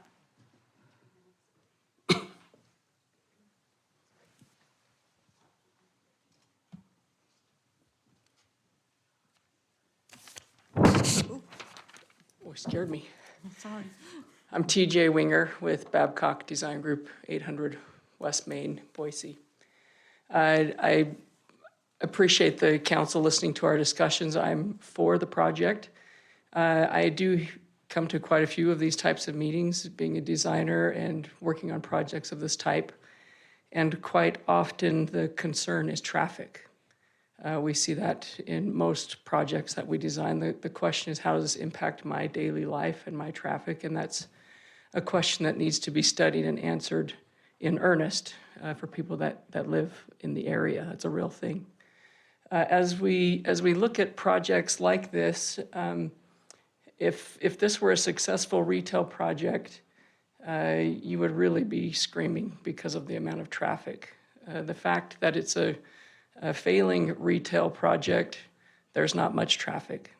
Engineers exist for a reason, and they run numbers for a reason, and their numbers are accurate. On the right-hand parcel, for example, if that 7 acres were all commercial, 3-story office buildings that are permitted to go in there, you would really have some upset neighbors. We work quite a bit in this arena, and we help plan projects that are responsible solutions at a high level to ease the burden of neighbors and adjacent land users. And one of our biggest concerns is the community, even though you might not think that. As a design professional, it's something that we genuinely care about. But just for example, House of Design, that piece they have is gonna be 150, 200 cars. And that's nowhere near the 7 acres that abuts your property on the east-hand side. If that were to all go commercial, that is permitted, it would be a massive discussion about traffic. The residential that even at the density that's shown is, by numbers, way less impactful traffic-wise on the community at large. I think the big difference that people are concerned about is change. Change is hard. The numbers don't lie. Residential is less dense, less trips than commercial. I just wanted to share that. Thank you. Thank you. Anybody else that would like to speak for, against, or undecided? Okay. Can we get the applicant to come back up here and?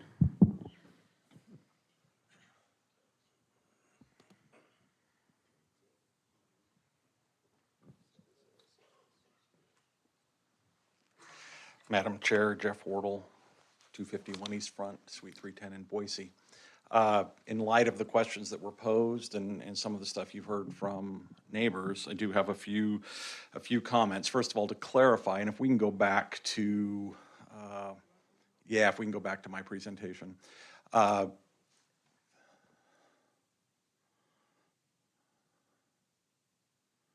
So to clarify, as we talk about the recreational space, you'd ask me about that, and I confirm with my client that yes, it will remain a privately owned element of the project, but maintained by the project, and we're demolishing 40,000 square feet of retail to do that. But with the additional parking, it will be an almost 2-acre green space with a variety of recreational amenities included in that. The neighbor's testimony about RGC's experience is absolutely correct. Leasing activity over the last 5 years has been abysmal. And there are a variety of reasons for that. But since we've acquired this and have been working on this, we have House of Design that is obviously committed to this site and we think is a good mix.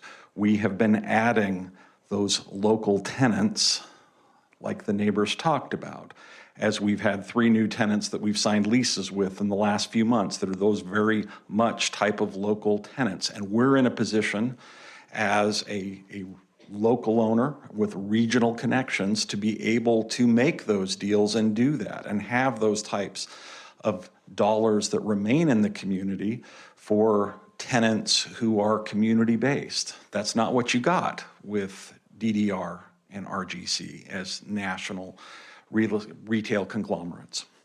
Now, the truth is, what we are proposing, we recognize we're asking permission. We're asking permission because 15 years ago a plan was adopted that does not work. With this plan, in that eastern 7.7 acres, the reason that we have proposed townhouses is because we can commit to landscaped buffer, less intensive use, we can address the lighting, we can address all of those concerns, and we can commit to 2 stories.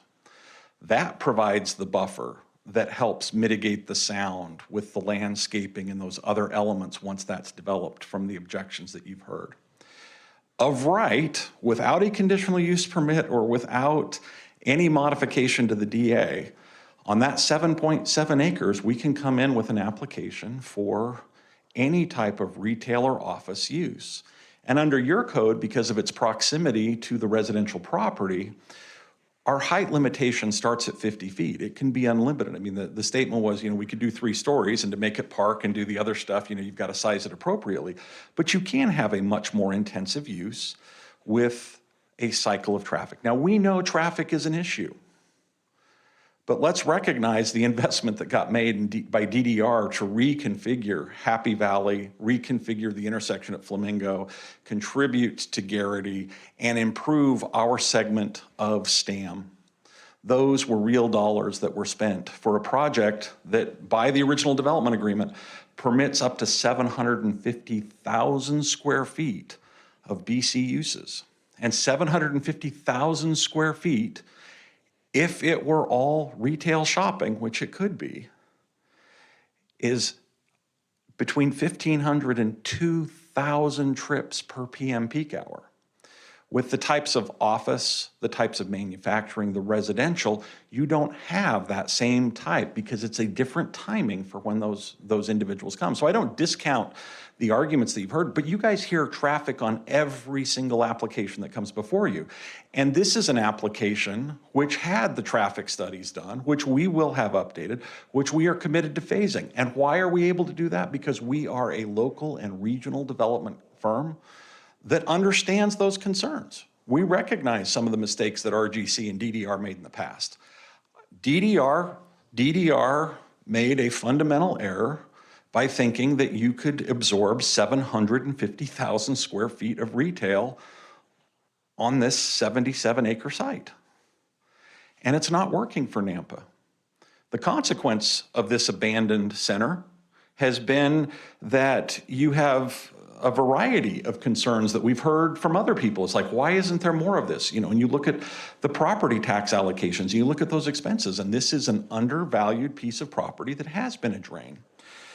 So I respectfully request that you approve this. We are not gutting the development agreement. The development agreement is largely remaining intact with a couple exceptions. It's a recognition of those BC uses. It's a recognition that mixed use, and I would note under your comprehensive plan that this is community mixed use, which contemplates a degree of density. It may be density that people that reside in the county aren't comfortable with, but this is the planning decision that's been made. And with respect to that second conditional use permit, 77 units on 7 acres is denser than what the property is to the east and is denser than what you get with detached single family, but it is not an incredibly dense configuration. It is townhouses. It is townhouses that, and I don't know where the rental prices that were thrown out to you are. We haven't even built them, we don't know, but that's why you need a variety of housing types so that a WinCo employee can live within walking distance of work. I think you've also heard from House of Design. And yes, House of Design has been demolishing. And as Commissioner Kirkham raised, there has been a lot of work going on. And as the attorney, I have expressed my concerns, and we've worked with your staff, and I've made sure that nobody is pulling any permits that we do not have responsibility or authority for. But we have gone in and permitted the exterior demolition to begin repurposing that space, because this is critical to House of Design's growth and plans. We're excited about the fact that you have a Nampa-based business that's looking to grow in Nampa with good professional technology jobs that want to reuse a 100,000 square foot building. I mean, that is the best return on investment for this community you will ever see. So the development agreement needs to be amended to permit that to happen. As you've heard tonight, House of Design also values the elements of the residential component because it is beneficial to their recruitment. We recognize that as we go forward, this will be a long process, and the 700 units have been part of this application since the application was made. The application was submitted in October of last year. We've never deviated from that, but we've always recognized that it has to be phased. It has to have the traffic studies. We have to evaluate as the center comes back and these uses begin to work, that we evaluate what the traffic is. But as Sonia, our traffic consultant, noted, you actually have a net decrease for what's permissible with these two conditional use permits. And with that, would request that you approve all three applications, or recommend approval of all three applications to the City Council, and I'll stand for any further questions. Jeff, I have one question. One of the comments from the public and one of the letters they sent us about the 700 apartments, and they also mentioned 7 stories. Nothing's going to be No. Nothing's going to be 7 stories. Obviously, your code has restrictions on what's permitted. You know, are we potentially going to come back with some applications that are internal to the site, away from those single family, that are 3 stories? Yes, we likely will. But we recognize that you have to stage your development and you have to place things in ways that provide appropriate buffers. And 2-story townhouses provide a buffer from the theater, from the other things, and that we can then place those more intensive uses in underutilized areas within the center away from single-family residential. So no, there will be no 7-story multifamily apartment buildings. Just wanted you to say it publicly. Yeah. Thank you. I would never come forward with an application for 7-story apartments in Nampa. I got a couple of questions. I've heard and kind of understand about the rental, the leasing prices in that area. It was kind of one of the detriments for people or businesses not coming in there. But outside of that, you guys did all the research. What other reasons do you think or found that there was no commercial viability in that area outside of the rental rates? I think there are several primary reasons. First of all, when we look at the Garrity interchange and we look at the mix of uses and we look at the other things that you have right there, there's a specific type of retail that functions in that greater area. It's either really big box or it's destination orientation like the auto parks. So to have a lifestyle center, as we look at other areas where the retail has worked off of Midland, the Village and Meridian, some of those other uses, this just is probably not a good location from purposes of visibility and access to the community. Those other uses that do appear to be functioning and function well, I think have better internal access to other areas within where residents live. That's the first thing. The second thing is, I think it was 77 acres is really ambitious. I mean, to do 77 acres like DDR did from the outset on this was probably too big. They probably could have done a quality retail center of 350 to 400,000 square feet that was oriented primarily more towards Flamingo and Happy Valley. But the notion of a lifestyle center in the third thing is the notion of a lifestyle center in a colder climate like ours, anchored like a traditional shopping mall with a Macy's and a JCPenney's, that's the economy. The economy's changed. Any of those streets around that project, like going down in front of the Crunch and Point S, any thought about maybe, because that's going to be an access point for those folks if this is approved to get home. and to work, not just necessarily out on Stam and Happy Valley, but to actually go around the north side of that. Any thought of improving those roads to accommodate more traffic, or? Well, if you look at how that loop road is constructed, I mean, it essentially was constructed to commercial collector standards. It doesn't have any parking on it, and it has very limited access points. And so to a certain extent, I think what you find is people take the route that is, over time, the least that is the most accommodating to their trips. And so I think you're right, that if the residents within this project are having difficulty getting out on Stam, they will use the internal circulation to get to the signal where they can make those movements as they're timed. As we have contemplated this, we think one of the mistakes that DDR made in the design of this is as you come up Flamingo to the light, into the center, it's really abrupt there with JCPenney. And it doesn't necessarily do a good job of bringing those trips off the public streets into, it forces really people to either make a decision to go left or right, and that exacerbates the situation. And so in a future phase, as we look at Pod 2, there may be some realignment there of that road to provide better flow through the center of the project out to the signal than exists today. Time is up. As was mentioned in public testimony, there was somebody who had mentioned about leaving the 40-foot buffer. So I want to address that again. And why not leave the 40-foot buffer? As a good neighbor, if anything else, leave that 40-foot buffer. Madam Chair, Commissioner Kirkham, when we look at that 40-foot buffer, in my mind, that 40-foot buffer was really designed in contemplation of separating retail or office use from those residents. And so we've proposed something at 35 feet. We've proposed it at 35 feet. I requested 30. We can have some adjustment there. But the question becomes, what does that additional 5 feet get you? And for clarification, the way that that condition was originally written is it doesn't permit paving and it doesn't permit structures. Well, if we're making it part of the residential uses, then maybe, maybe we need some flexibility there. So we're not saying do away with it.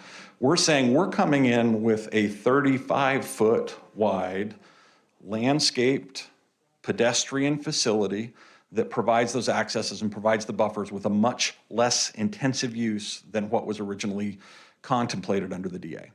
So why? To be honest, at 40 feet, we would have to shrink some units. The comments from the audience are really getting distracting. So we are recording this, and I'm trying to have conversation here and find out some of these things. So it'd be appreciated if the comments were not audible. So what about a wall, a sound wall, if you will, not just a wood fence or a plastic fence, but a sound wall maybe, that's even higher than 4 feet or even higher than 8 feet? Is that possible to separate the residents from the townhomes? Madam Chair, Commissioner Kirkman, I mean, we already have an 8-foot masonry wall. That is an 8-foot CMU wall that was constructed at the top of the hill. So you're already 16 feet now, isn't it? you're already at about 12 feet in elevation difference between the base elevation and the top of that fence. I understand the concerns that you've heard tonight, but the way we build communities is not by throwing up bigger and bigger and taller walls to separate what are residential uses from residential uses. And I think it would exacerbate the concerns that you've heard about traffic coming off the interstate because of how that goes down and some of those other things. So I think that you have a wall that under your code is about as tall as you can get without a variance. You have a wall that is structurally sound. You have a wall that was the first condition imposed by upon DDR in developing this. I think you have a wall that's sufficient. And in fact, I recognize that that subdivision was developed without any connectivity. Ideally, there would have been some type of pedestrian connectivity into that subdivision to the property to the west. A better design would have preserved that. But with the elevation difference with the existing wall, I don't believe that an improved, enhanced, taller facility is appropriate. Someone had mentioned the phrase human impact study as opposed to engineered traffic studies, and I get that, and that does make sense to me because I drive that Happy Valley intersection to the freeway at least 2 or 3 times a day, sometimes more. To me, where it backs up is at Airport, where they put that light in with no turn signals, and I'm looking over here at Dan. Who's gonna respond to this? With no turn lanes. So one car that wants to turn left going south on Happy Valley backs everything up to Stam. So my question is that the traffic study that was done, and maybe she can answer to this a little bit better, did that include that intersection at Airport and Happy Valley? I'll have to defer to Sonia. I don't recall what the 2005 one did, so. It used to be Victory until they put the roundabout in. Now it's moved back to Airport, and that's what backs everything up to.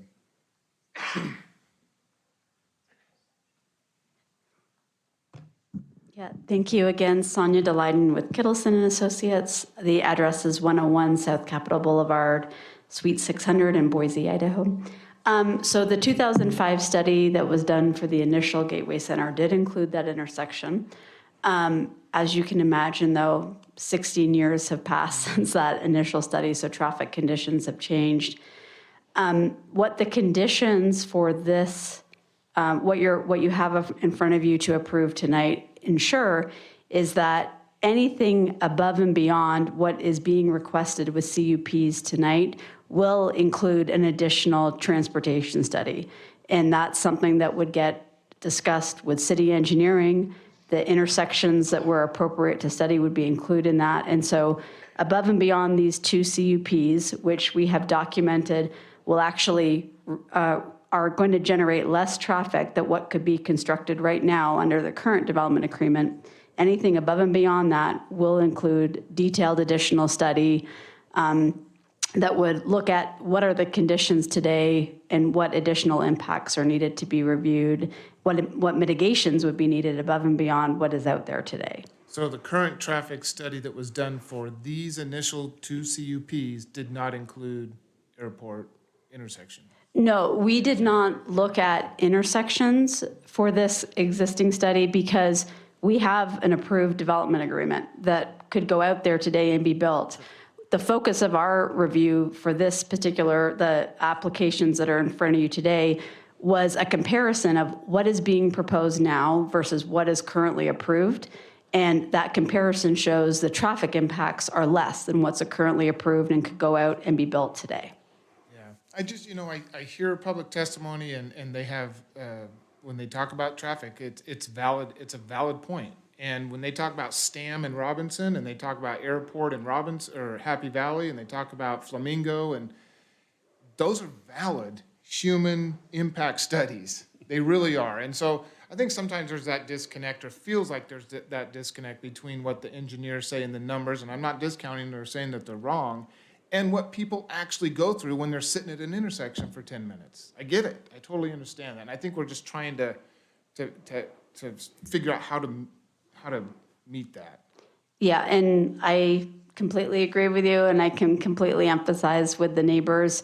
The struggle that we have in front of us is that traffic development is happening everywhere within the Treasure Valley, and along with that comes traffic.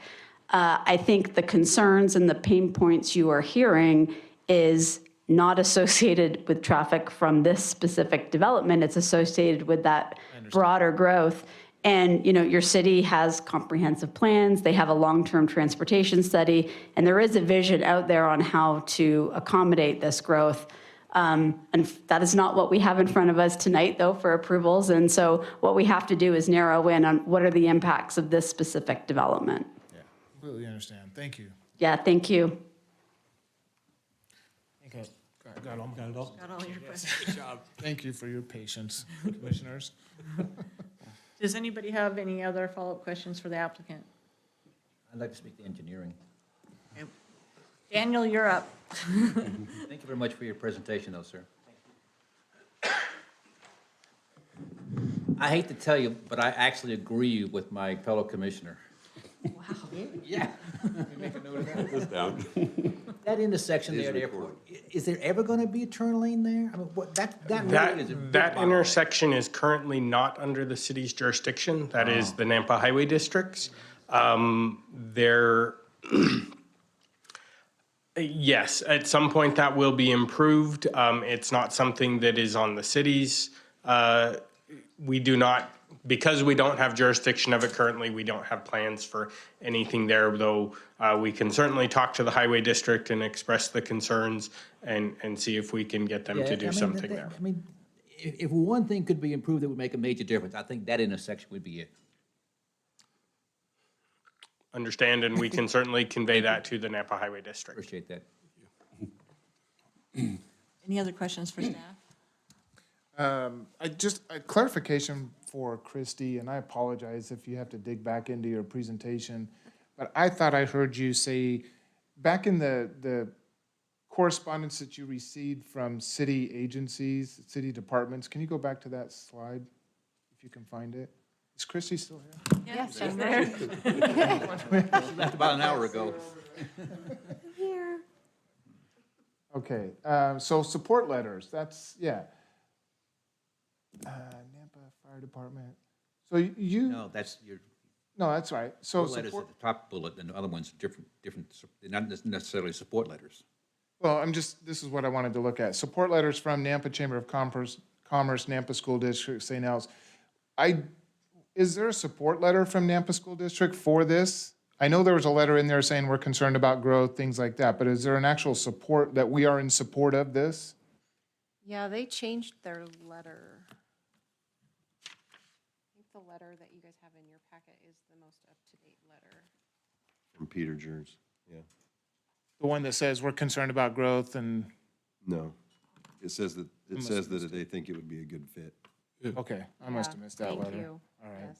Okay, that's all I wanted to clarify. Yeah, and they didn't have any concern with the 3 schools that the kids would be going to.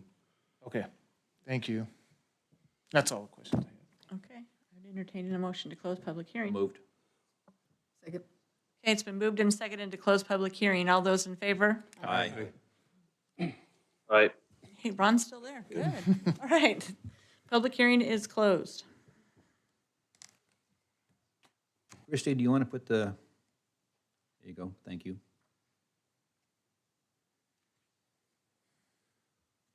So, like Jeff, I bought a house off of Happy Valley 2002, so I've been driving it for 20 years, at least twice a day. So I know what the traffic has become over those 20 years with all the development and stuff going on up there.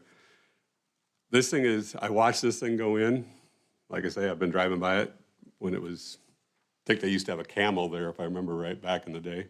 There was a zoo A long time ago. So, so those of you that lived there for that long remember that. So this development was bad timing, of course, in 2005. But it's had 2 owners. Neither one have been able to get this thing off the ground. I used to go to that Wings place there all the time, and it still couldn't make it. So, I mean, the owners, whether they're local or California or Minnesota or wherever the heck they're at, they have to make a profit. And so they don't want those things sitting empty, but they also got to cover their expenses. When tenants move in, tenants move out, they've got to do improvements, they've got to do repairs. So they've got to figure all that in. And they would much rather have those storefronts full than to have them sitting empty and having to pay taxes on a bunch of empty properties. So with 2 owners never been able to figure this thing out and getting those things filled, I like the robotic thing going in there. That, to me, that's going to bring some great paying jobs. I was really hoping, and I had the discussion with the wife many times, when the hospital did all this expansion, we've got those medical office buildings over there, Winco. I really thought these storefronts were going to actually start to fill up. they haven't. They're still sitting empty. Like they said, Amazon has changed the way people shop. I would rather see something happening here.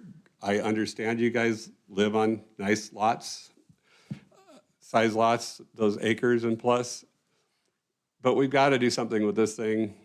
They could certainly come in and build something that would be a lot worse for you guys to look at than these townhomes sitting sideways where you really don't have people staring into your backyards. I think repurposing this thing and trying to get something in there with a variety of housing products plus commercial. And if we start to get some people living in there that can walk to the robotic place, they can walk to Winco, they can walk across the street and be as nurses, it'll save on traffic, one, and they're right there on the freeway. So we can't get them any closer to the freeway entrance than this project. If we move this down Happy Valley or Kings, we got to drive all the way up, where this is right there. So they can, if they've got to go to Meridian, Boise, wherever, they can jump on the freeway, they can get out of there. They're not having to drive up with the rest of us coming up Happy Valley. So I understand your guys' concerns. I really do. I usually am opposed to putting multifamily against large lots, but this thing has to have something done with it. They moved, you guys looked at piles of rocks for 15 years, those big rocks that were sitting out there in the 7.5 acres. So let's do something with it. Let's repurpose Macy's, put a park in, and if we start to bring in some residential, maybe some of these other storefronts will start to become vital and they'll do something else with it, and maybe their whole long-term possibility of all these houses, apartments won't go in because there'll be some more businesses that'll come into the area. But I think it's a great way of looking at this and trying to figure out something that'll work great for the community. We can get some businesses in there and we can start to make something happen in this project. So I'm for it, even though I know it backs up to some nice sized lots, but we've got to do something with this piece of property. Yeah, I've spoke a lot today, so I just got one comment. And understanding the residents' concerns about this redevelopment or this repurposing of this area, yeah, we got to get it moving. It's been sitting way too long. People come in, try to make it work. Businesses come in, try to make it work. Macy's couldn't make it work. And I know they got a whole bunch of other problems, but they couldn't make it work. One thing that I was thinking about, though, and this is in no way meant to be disrespectful to anybody, but anybody moving into an area where there's a major interchange should expect at some point down the road, whether it's 5 years, 10 years, 15, 20, that there's going to be development, and it's going to be commercial, and it's going to be more multifamily, because that's what that area breeds, is that type of development. That's why the Idaho Center went there. It's why those hotels are there. It's why the autoplexes are there. It's why Winco and the hospital and all that. It's why it's there. It's at that major intersection. So, and it's going to happen at down the road a couple of miles. We see it happening at 10 Mile, all up and along 10 Mile. So anybody, I guess what I'm saying is anybody who moved out to that area whenever, 20 years ago, whatever, when there was a major interchange, and did not think that at some point there was going to be some pretty hefty development going on, a little bit short-sighted, I think. That's just my opinion, though. I am for this. I think it's a good, Nampa's been waiting for something to happen in this. It's a huge piece of parcel that we need to get developed, get moving. I like the idea, I like the concept of park and open space, multi-use, residential, close to work, close to freeway access, so it's not dragging traffic all the way through town and more up and down Happy Valley. So I am in favor of this, and I like what's been presented. That was a long one comment. There were no periods or commas, it was one sentence, so. It was a run-on sentence. Yeah, and Highway 16 has been fast-tracked by ITD to get brought down to I-84. So we're going to have a whole lot more commercial going from when that comes in by where McDermott is right now. You're going to have Garrity, the new Highway 16. You get 10 Mile. All the way down Franklin, and all that along the freeway is just going to explode with more and more commercial and more multifamily. It's just going to happen. Ron, you wanted to speak? Yeah, I had a couple of comments, and this is probably the one time I'm going to be able to outdate Tom on the commission. I've lived in the area since I was born, my whole life. So I guess that's a sign that I'm getting older too. But, I watched the never-ending site work project there at the Gateway Center, and I think that's the primary reason that DDR couldn't make it work. They spent, their entire construction budget on removing lava rock and really missed on their due diligence on the project. But and another reason I would never want to be a retail developer because of how fast retail changes. I'm not smart enough to do that, and Gardner is. And Gardner's done some fantastic projects in our communities and in Nampa and in Caldwell and in Meridian and Boise. And we've had a development agreement since 2005 that didn't, or when was this recorded? 2000, whatever it was, that doesn't work today because of what's changed in the market. So I think that's my first comment. My second comment, I couldn't think of a better use for the Macy's building than a reuse rather than a tear down and rebuild. And it fits House of Design extremely well. We've been following House of Design since they were over and started in the tech center behind over by CWI. Great company. They do some amazing work for some of the country's largest companies and helping them manufacture or create solutions for their manufacturing process. And I think it's great they're so gung-ho about staying in Nampa. And I think you'll find that just them being there will bring other types of business and use to that center, which will further expand the mixed use, and maybe some restaurants and other retail will be able to thrive there when they haven't, because they've been surrounded by big box retailers that have had serious issues the last 10 years. Third comment, and to be sensitive to the neighbors, I drive it daily. On the weekends, I avoid that area because of the traffic. And I do my shopping at the Treasure Valley Marketplace because it's just easier to get to, in my opinion. And even though that's become quite congested as well, I think the city of Nampa really needs to, and maybe it's not the city of Nampa, we all need to partner with each other as highway districts and figure out how to help cars move around. And I appreciate Daniel's comments and hope that sometime in the near future we can all get together and with the Nampa Highway District, and everybody will sit down and say, all right, I know Stam Lane's not in our jurisdiction, but that intersection really needs to be improved because you can't push that much traffic through the whole through that big of a development and get them to the freeway. And we're getting there. It's going to take some time and it's going to be painful, but I think this is a great use and reuse for the area. So I'm done. The last three commissioners all just lied to you because they said their comments are going to be brief, brief, and brief. They were not. I didn't say brief. I said I had a few comments. Okay, well, mine are going to be brief. Jeff, I agree with you. Tom, I agree with you. And Ron, I agree with you. End of story.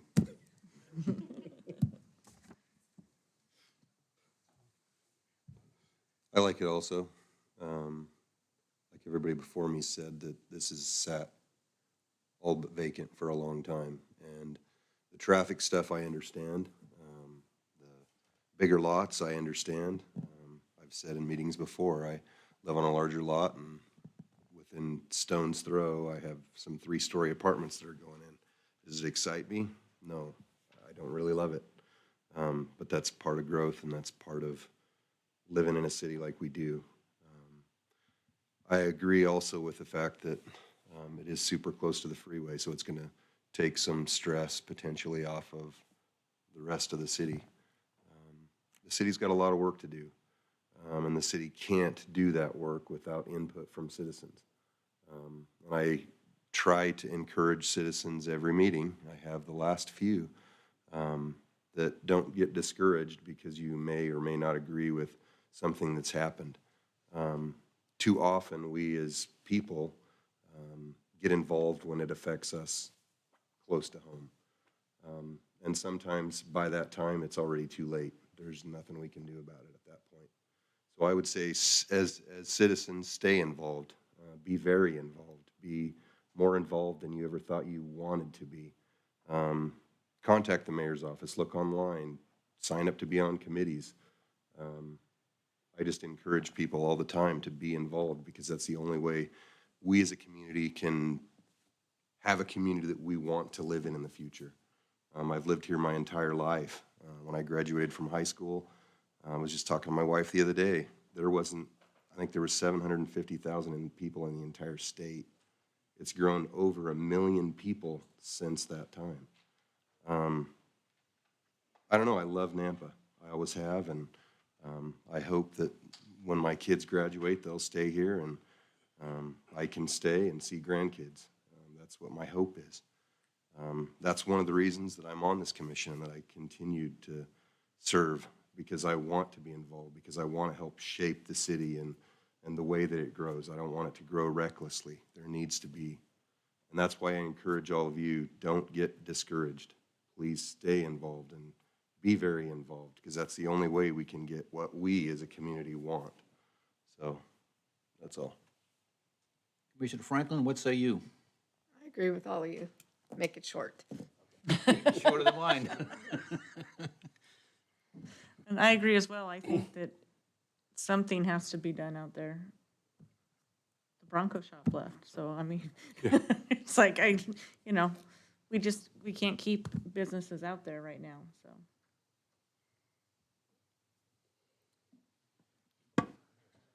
Turn my mic off so I wouldn't say anything. Oh, that means you have to quit. Christie, when we were going through the conditions of approval, or conditions in the staff report, there was the number 3 and number 12. The number 3, we're talking, that's the setback? Correct. And it was suggested or requested by the applicant to do away completely with the 40-foot setback, or to move to 35? So, Commissioner Kirkman, you should have this in front of you I do. on the table. Right at the bottom of the first page, it talks about what number 3 says currently, and then on the second page says what they would like to change it to. It's really hard to hear you, Christy. Oh, sorry, my voice usually Microphone's off. carries, but, okay. So first page is what the condition says now. Second page says what they would like to change it to for number 3, and then further down the second page is 12. Okay. And so, depending on how you want to change those or not change those, I would recommend that you read them from this paper. Okay. And then when he spoke, he said 35 feet instead of 30. Well, and it's just reading the recommended proposals, if we agree with that, to read those Sure. recommended proposals. Yeah. Okay, thank you. So efficient, our staff.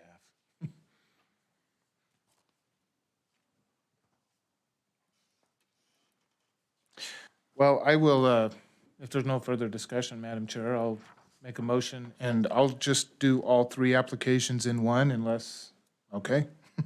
The head nodding is, so I will move to recommend approval of the development agreement modification of ordinance number 3499 at the Nampa Gateway Center for 14 parcels addressed at 05075 and 5175 East Commerce Street on North Happy Valley Road and Stam Lane and Galleria Drive. The conditional use permit to allow manufacturing, compounding, processing, assembling, packaging, treatment or fabrication of materials or goods at 1406, specifically 1406 North Galleria Drive. And for the conditional use permit to allow multiple family residential apartments in a townhouse style in a BC Community Business Zoning District at 0 Stam Lane, for Clark Wardle LLP, who represents multiple owners, with all conditions of staff, with exceptions to the recommended conditions of approval number 3, to read, the minimum setback for all residential structures and parking areas along the eastern property line of the site shall be 30 feet with a common landscaped buffer with walking path to improve pedestrian circulation. And the exception to condition number 12, which shall read as any storage areas behind any building shall be enclosed or screened from view. Outside of that, And it was the there. removal of the auto dealerships. Oh, I thought that was already in there. And No. removal, oh, and it was in there, yep. And with the removal, in addition to, with the removal of automobile dealerships, new and used, from the list of allowed uses and other changes to conditions. Second. Okay, it's been moved and seconded to recommend approval to city council. All those in favor? Aye. Any opposed? Ron, did you vote? But yeah, I did. I just didn't hit mute in time. I voted aye. Okay, thank you.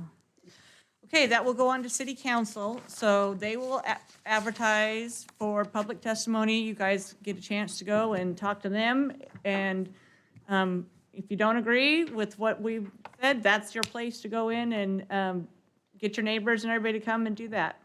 Thank you. We're gonna take a 5-minute break.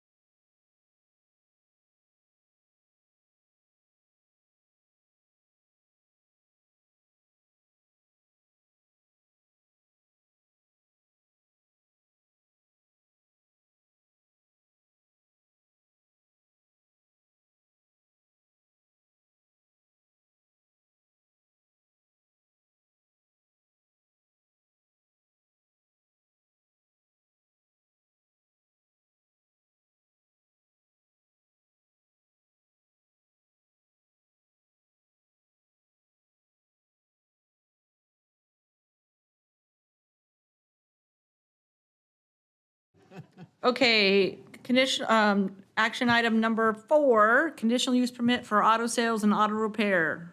Do we have the applicant? Okay.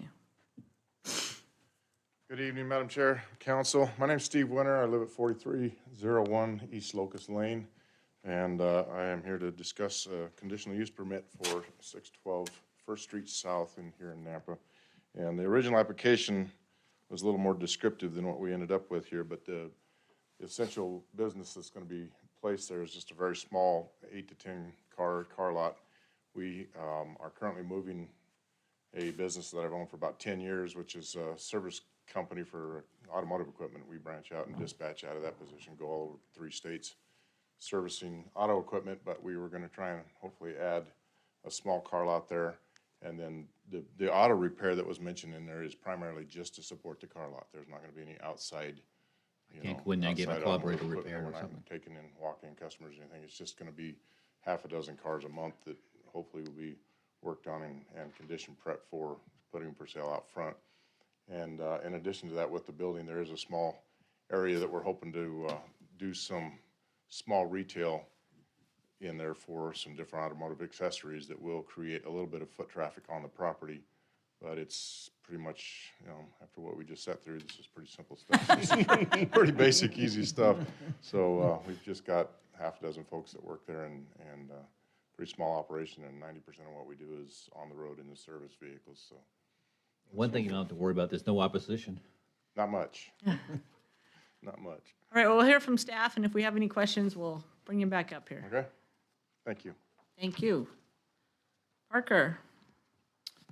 Thank you, Madam Chair and Commissioners. The action requested tonight is the approval or denial of the conditional use permit for auto sales and auto repair in the DV zone, 612 First Street South. The parcel is about half acre. It's zone DV, downtown village, surrounded by the railroad to the north. The south is a vacant lot owned by Simplot. To the east is a parcel owned by the city of Nampa. To the west is industrial office in IL zone. The auto truck sales is an approved use with a conditional use permit, and that's both for used and new car sales. Truck repair, auto truck repair is also allowed with a conditional use permit. The DV zone, as it says in code, is intended to serve as a transitional district between DB and DH, our historic and our downtown business zones. It's intended to provide a mixed-use area of retail, office, and multifamily residential services. In this zone, design review is required. So if they're going to change any of the facades, they'll have to do design review. The conclusions of law are in the staff report. I won't review those. The correspondence, they will need to comply with Title IV, as well as get the building permits. A tenant improvement application will be required with any improvements that they're going to make, as well as the certificate of occupancy. The engineering division had several comments. One to highlight is there's presently an active deferral agreement between the city and the owner that full frontage improvements will be required at time of development. That includes frontage improvements such as sidewalk, curb, and gutter that will need to be shown with the development. The comprehensive plan designates the area as downtown. It's surrounded by industrial uses with some vacant lots. As I stated before, upon development, that means if the building is expanded or rebuilt, they'll have to do design review. They will have to make site improvements. The applicant stated in their narrative that they're going to make some improvements to their lot and to their building. So upon that, they're gonna have to pave the parking lot if they make those improvements, and they'll have to remove the chain link fence was something that would be allowed in our design review code. The conditions of approval are in the staff report, as well as any that you would like to add, and there is a potential motion for you. I'll stand for any questions. Any questions for staff? Okay, let's open public hearing. I have nobody signed up for, against, or undecided. Is there anybody present that would like to speak for, against, or undecided on this proposal? Motion to close public hearing? Second. Moved and seconded to close public hearing. All those in favor? All right. Aye. Any opposed? Okay, public hearing is closed. Madam Chair, make the motion to approve the conditional use permit for auto sales and auto repair in the DV zoning district at 612 First Street South for Stephen Winter, representing Whitkin 1995 Revocable Trust, with all conditions of staff and conclusions of law. Second. Okay, it's been moved and seconded to approve the CUP. All those in favor? Aye. Aye. Any opposed? Okay, I'm going to read this little statement here. This CUP will become effective 15 calendar days from the date of this hearing, unless an appeal has been filed with the Planning and Zoning Department with the appropriate fee. No action should be taken on the CUP until the appeal period has concluded. The applicant must confirm with Planning and Zoning staff there have been no appeals. That's it. Check in with them in 15 days. Thank you. Good luck in your business. Okay, now we're on to number 5. Conditional use permit for a commercial kennel license for 5 dogs.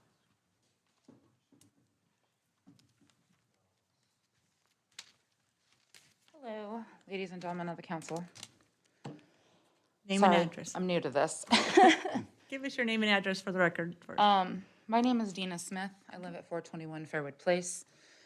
And it's not a commercial kennel license. There was some misrepresentation on how that happened. It's a commercial kennel license if you're going to have more than 2 dogs. Okay, sorry, I was just going off of what he said on the Commercial phone. or non-commercial, though? Isn't there a difference? Isn't it? We'll get to that in my Okay. staff report. All right. Sorry. All right. Tell us what you want to do. I basically, what it is I just recently went through a not so pretty divorce, and I just wanted 50-50 custody and my dogs, and I moved in with my mom because housing market isn't the greatest right now. And I had 3 Yorkies, and then my mom had her dog, which is just a little bit bigger than a Yorkie. And I guess city ordinance, you need a kennel license if you have more than 2. And been going through an ugly custody battle. That's basically what this is. My ex is the one that called animal control on me because he's trying to completely turn my whole world upside down and do whatever he can. But sorry, you don't want to hear about that. Anyways, I was able to review the things that some of my neighbors posted online, some of the complaints. I canvassed the neighborhood today and I spoke to them. The Weavers they're out of town for 2 weeks, so I wasn't able to speak to them. But Boyd Hoops, I was able to speak to him, and he was under the impression that when they were canvassing the neighborhood saying there was going to be a kennel put in, he's like, oh, so you just want to keep your dogs like that you already have? And I said, yeah, I'm not getting any more dogs. I'm not going to build anything. And he goes, I thought you were going to build like this big kennel in your backyard. And that's why I was worried about the decrease of the property value and, barking and smells. And apparently that's what all my neighbors were thinking. So it was misrepresented to them. But when I started talking to them, they didn't have a problem with it. And you did say he did email you because he was going to come down, but he said he'd email if he didn't. Right? Yeah, I'll We have address that. We have an email from Boyd that Okay. states what you just said. Okay, well, we'll hear from staff and, Can I ask questions? well, do you want to wait until public testimony? I don't think there's going to be much public testimony. I got people signed up, so. Do you really? Oh, yeah, actually, sorry, can I say one more thing? Uh-huh. So my ex-husband's father-in-law asked me to dog sit for him when he went to San Diego. Well, he ended up having an emergency surgery while he was there, and I thought I was just gonna watch this dog for a few weeks. Sadly, I've been stuck with him for a long time, but he's basically on his deathbed, just had a reversal colostomy surgery. Anyways, he didn't want his own son or his own son's fiancée to watch the dog because he trusted me and not them. He is the one that does the barking. He's got a personality. He's Dennis the Menace. He's the one that has escaped a few times. I had a knee injury, and when he first started staying there, he'd book it between my feet and running around the neighborhood. Where's Dad? Where's Dad? You know, because I'm in this new neighborhood, or, you know, he was in the new neighborhood. But I've gotten that under control. I am willing to rehome him. I got a hold of my ex-father-in-law, and I said, hey, I really don't want to lose my dogs because yours is a Dennis the Menace. So you have 2, your mother has 1, and then this 4. I have 3. You have 3. My mother has 1, and then I'm supposed to be dog sitting. So you have Oreo. 5 presently. Yes, that's why the permit says for 5, because kind of been stuck with him for a while. Okay. What did you want to ask her? Well, there was some comments about debris or junk or something in your yard, in the front especially. Yes. If you can't take care of your own yard, how are you going to take care of other people's dogs? So I'm not proud to say this, but they've already embarrassed my whole life, so I might as well say it. My mother is a hoarder, like those TV shows you see on hoarders. When I got divorced, I had to move in with her because of the housing market. I have been working my tail off decluttering my mom's house. You're living with her now? Yes. That's what they're referring to. And smart I'm house going now. to have the fire marshal, the police department, and CPS Yeah. inspect the entire home this month because I have to do, I have to see a psychiatrist and do a CPO and all this stuff with the courts. It's very ugly. But it is gonna get better because I wasn't living there before, but now that I'm living there, I'm helping my mother. And so is my boyfriend that lives there as well. And we've been working tooth and nail to take care of it. It's a lot to handle. It really is. All right, thank you. We might have questions for you after public testimony. That's fine, thank you. Can I ask one question? Sorry, before you take off. What breed? Okay, Sorry, let me turn my video on. I'm really a on? person. Yes. okay. I'm like, it's not God, okay? Sorry. He's close to Yeah. it. So 3 Yorkies. You said your mom's dog was a little bigger than a Yorkie, and then your ex's father's dog. What kind of dog is that? A Yorkie as well. Oh, okay. Thanks. That's it. All right, thank you. He just turned his video on to He just wanted to show his I dog. know, I'm all looking Yeah, at your the cute dog dog in in the the background. My mom's dog's smaller than that one. It looks like my puppy. Okay.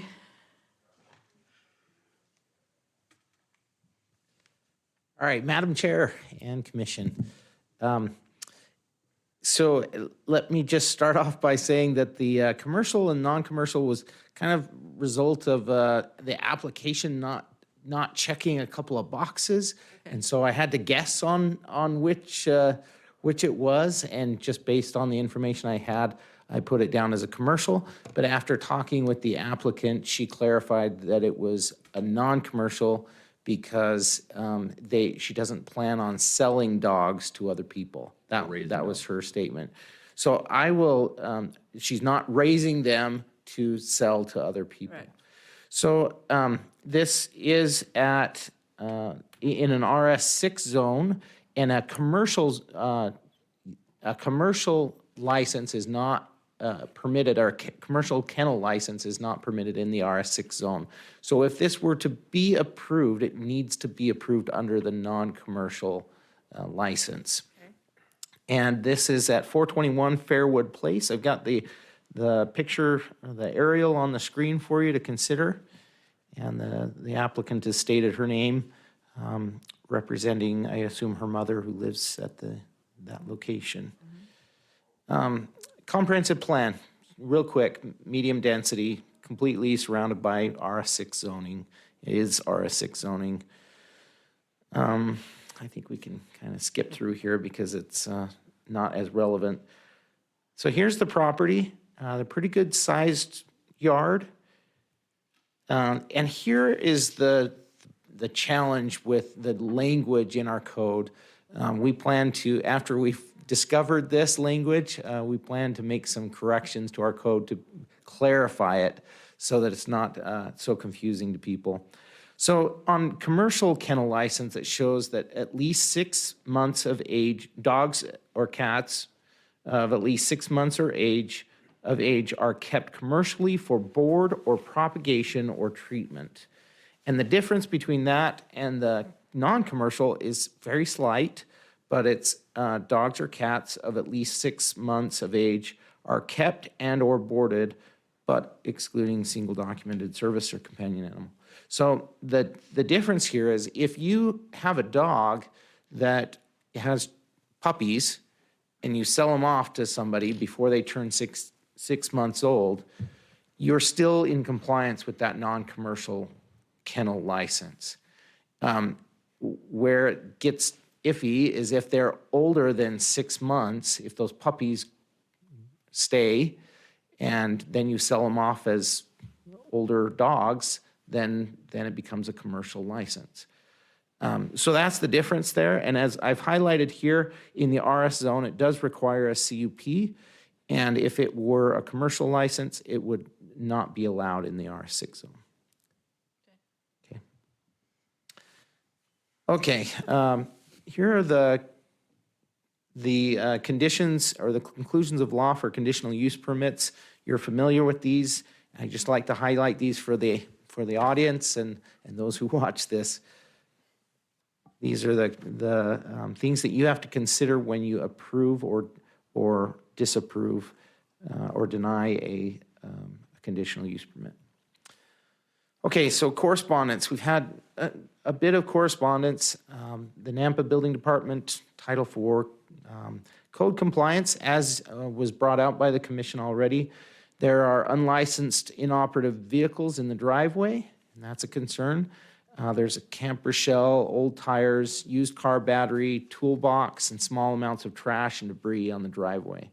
So again, whenever we have an application like this, we like to get it clean, have the property cleaned up so that we are not facing that same issue again. And this is the best way to trigger them to get it cleaned up if we don't allow or we condition the approval on that being cleaned up.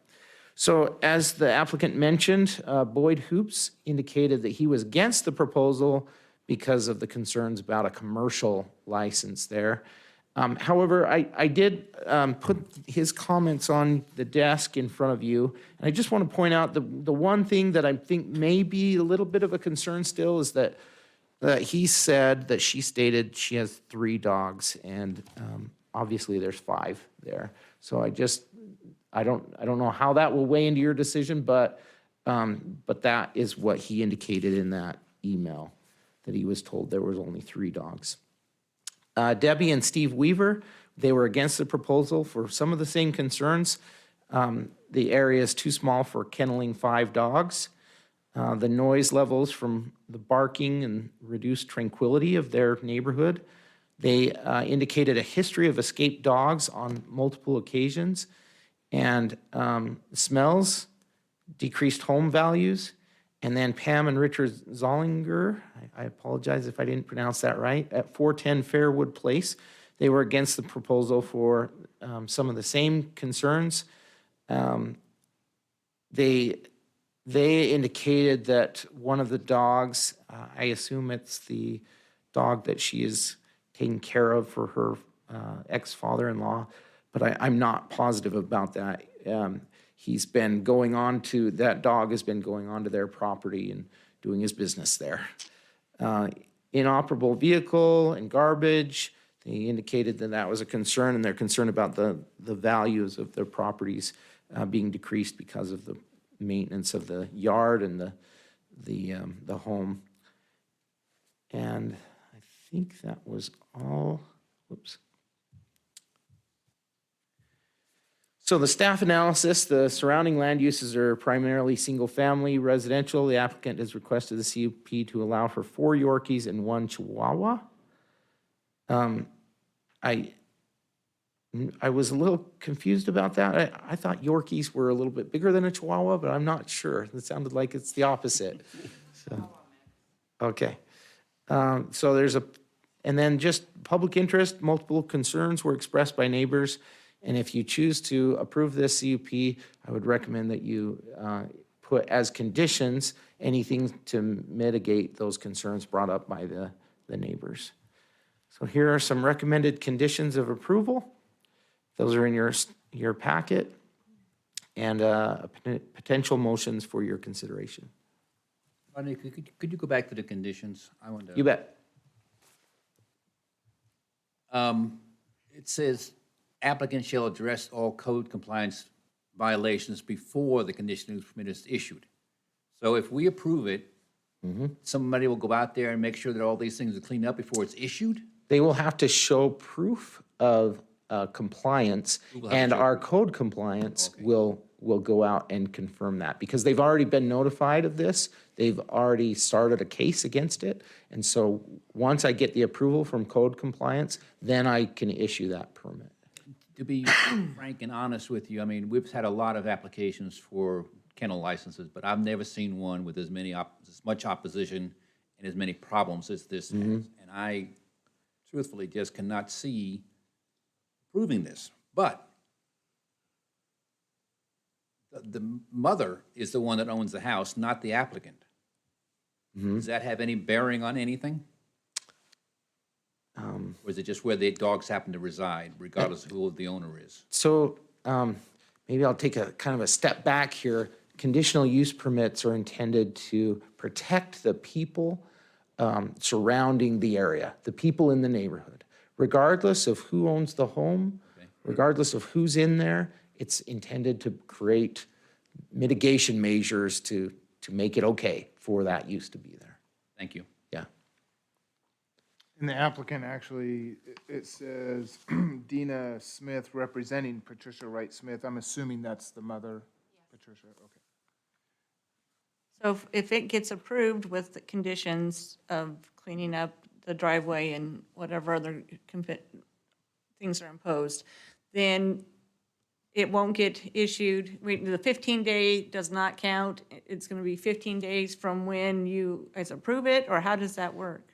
So Madam Chair, the 15 days is for an appeal. So if someone wanted to appeal the decision, take it to city council, whatever decision you make, they could do that within that 15 days, regardless of the conditions you place on it. Okay. The CUP doesn't get issued at the end of that 15 days unless that condition is met. Okay. It's a condition on the condition. Yeah, kind of is. I get it. So it could be issued in 15 days, but it might not be 30 days. just Correct. depending on- Yep, Yeah. correct. And can we put a time limit on this, like 30 days out, and if it's not done, she's not gonna get the CUB and she has to do something with all those dogs? Madam Chair and Commission, that's a great idea because currently the dogs are there. Yeah. Right? So there's, if she doesn't fulfill it, and continues to go for on and on, you want some kind of time frame. Yeah, we got to protect the neighbors from the barking dogs, and dogs have gotten loose. I mean, I don't know if Yorkies are biters, but there's lots of small dogs that are pretty good biters, and if they have kids in the neighborhood, and we approve this, and then some kid gets bitten by a dog, we're not going to like the repercussions. The applicant had mentioned the fire marshal with the kind of the hoarder situation, and I may have to address this with the applicant. If the fire marshal is involved at this point and issues a decision or an order that this property be cleaned up, and then we come along and approve this CUP, which one takes precedent, do you know? Or is that for an attorney to look at? Are you asking, because there are certain parts of cleaning up the property that are just according to city code, right? So she has to comply with city code. Okay, and that she will get from code compliance. As Code to what compliance. those specifications are. However, if the fire marshal comes in and say, well, the rest of this, and you can't have your dogs until all this is taken care of, and that's an order by the fire marshal, but then we have issued the CUP saying, yes, you can, because they were in compliance with what? Code compliance. You know how anyways, I'm just, and I agree with the time limit.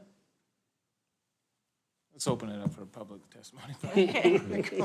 All right, we're going to open public hearing. I have one person for Australia Alea. She was here, but because I was last and it was taking so long. She left. Okay, well, Oreo is the one that gets out, my father-in-law's dog, and she has little kids, and he went to her house and licked him to death, and well, she's on the record as for, and then, anybody else want to speak for the proposal? Okay, I have two people against, Lisa Webb and Chris Bentek. Are they online or? Okay. Let me start by saying this has nothing to do with custody. What it does have to do with Okay, is. give us your name and record. I'm or Lisa Webb, sorry, my address is 17817 North Harpster, and that's Nampa as well. Okay. So what this has to do with is, to start out with, one of the dogs that used to get out, and part of the reason why this was started was actually a pit bull.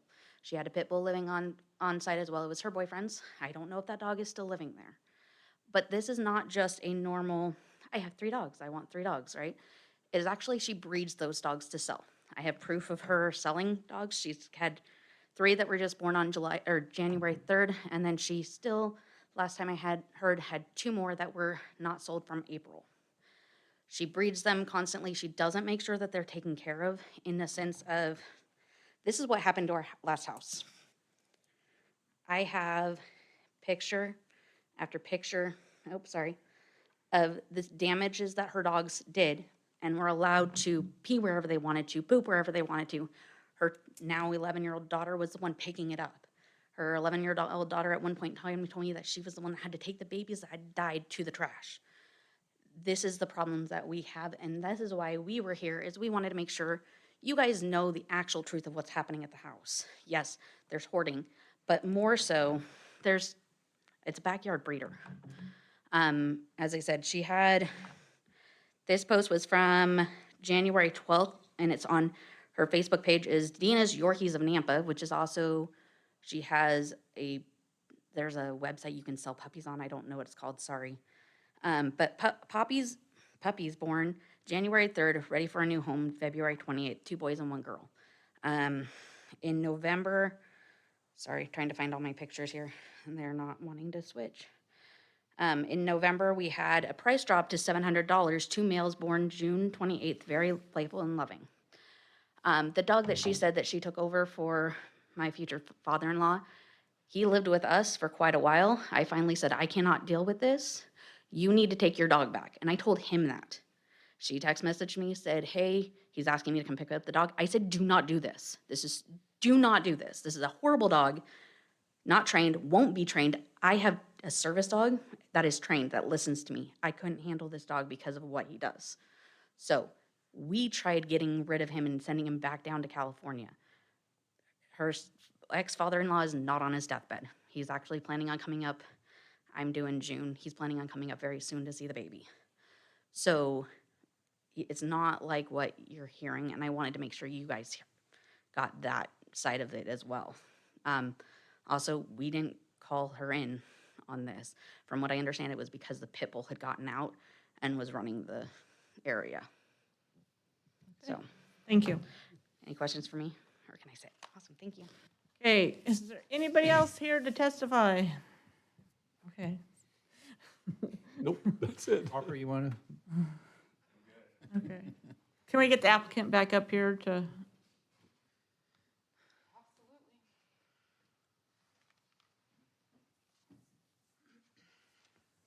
Jeff, you want to start with your question? You forgot what your question? Yeah, I lost my train of thought at that point. It'll probably come back. Me too. Well, I mean, do you want to address some of the things that she brought up? And remember, this is not a court of law. We're not dealing with custody issues or anything like that, so we don't need to hear about all that stuff. We're just dealing with this conditional use permit. So, breeding. I mean, she asked about the breeding. That would be a question I'd have right off the bat. Is that going on? I was breeding them. Now I'm not like every litter. They typically have between 1 and 3 puppies. So I'm doing some, but not like as much as I was. That sounds like a commercial. But it would still fall under the non-commercial if it's before 6 months, correct? Yeah, because Well, the puppies that's go home correct. at 8 April, weeks. April to June, January, well, we're February now. Well, I thought you said January 3rd, 6 weeks. And then The there's other another one's litter. from There was a couple last of April. them. Yeah, yeah. But Rodney, question for you, though, if it's repeatedly, shouldn't that fall under commercial? I mean, once in a while, the dog gets out and goes and has fun, okay, but if it's repeatedly and on purpose, should fall under commercial, not non-commercial. In my opinion, but I'm not a lawyer. There's those gray lines you gotta. Yeah, would you fix that, would you? Madam Chair and Commission, that's why we're struggling a little bit here too, because of that language and feeling like, what is non-commercial? And I'm not really sure because I can't, if we put this in place and we say, just sporadically, well, how often is that? You know, and how do I track how often people are breeding dogs? I'm not sure I could. And so the point at which it becomes commercial is that 6-month period. The point when it comes to commercial to me is when you sell something, that's commerce. That's what commercial is, commerce. You're selling something, even if it's more than 6 months or less than 6 months. If you do it every 6 months, you're in a commercial enterprise. Yeah. Madam Chair and Commission, again, it's just the definition is difficult. The way we interpret this is different. Each person is a little bit different in how we interpret what's commercial versus not commercial. If you have a dog and it gets pregnant and then you have to do something with those puppies, you sell them, then is that a commercial business going on, or is it just taking care of puppies that are born? I'm not sure. It's a challenging situation. We're going to try to address it with the language, but currently this is the code that we have. If it happens once in a while, okay, we've all had puppies, dogs that have done that.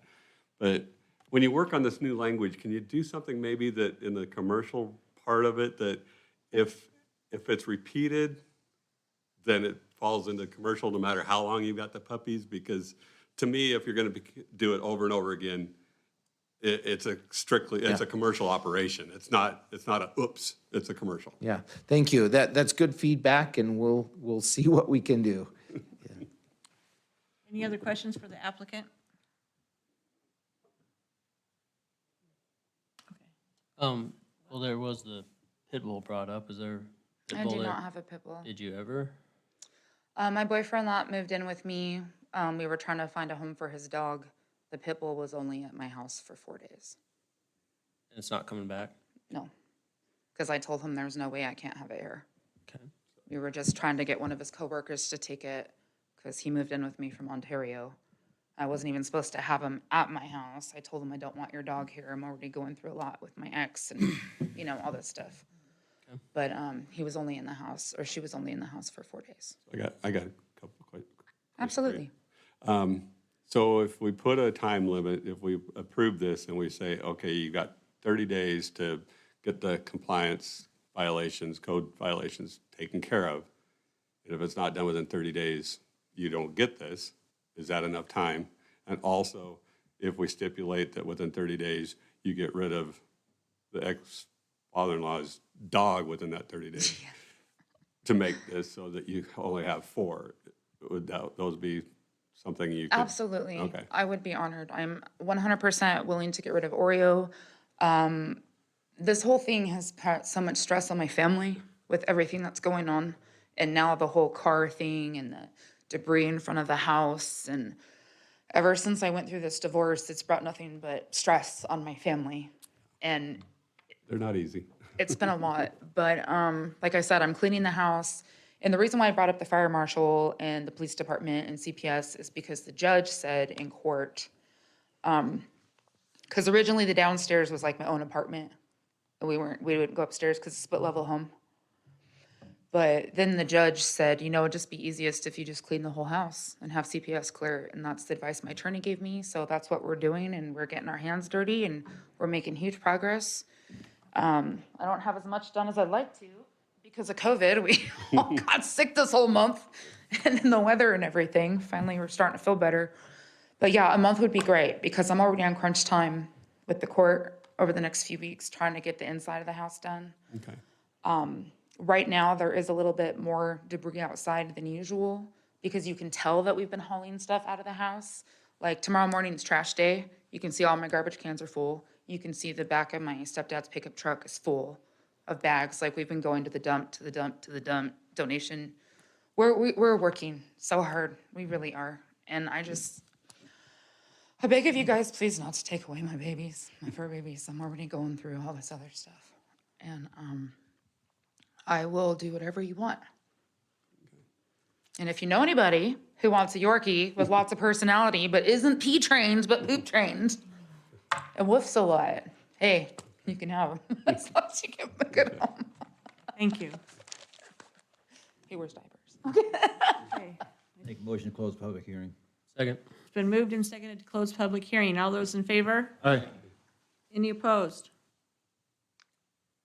Well, to me, there's just way too many red flags. We have had a lot of applications for kennel licenses or kennels or whatever, but not with as many problems as this one has. I just could not in good conscience for the neighbors approve an application like this. So if I make the motion, it'll be to deny. All right, got a quick question for staff. So if we condition the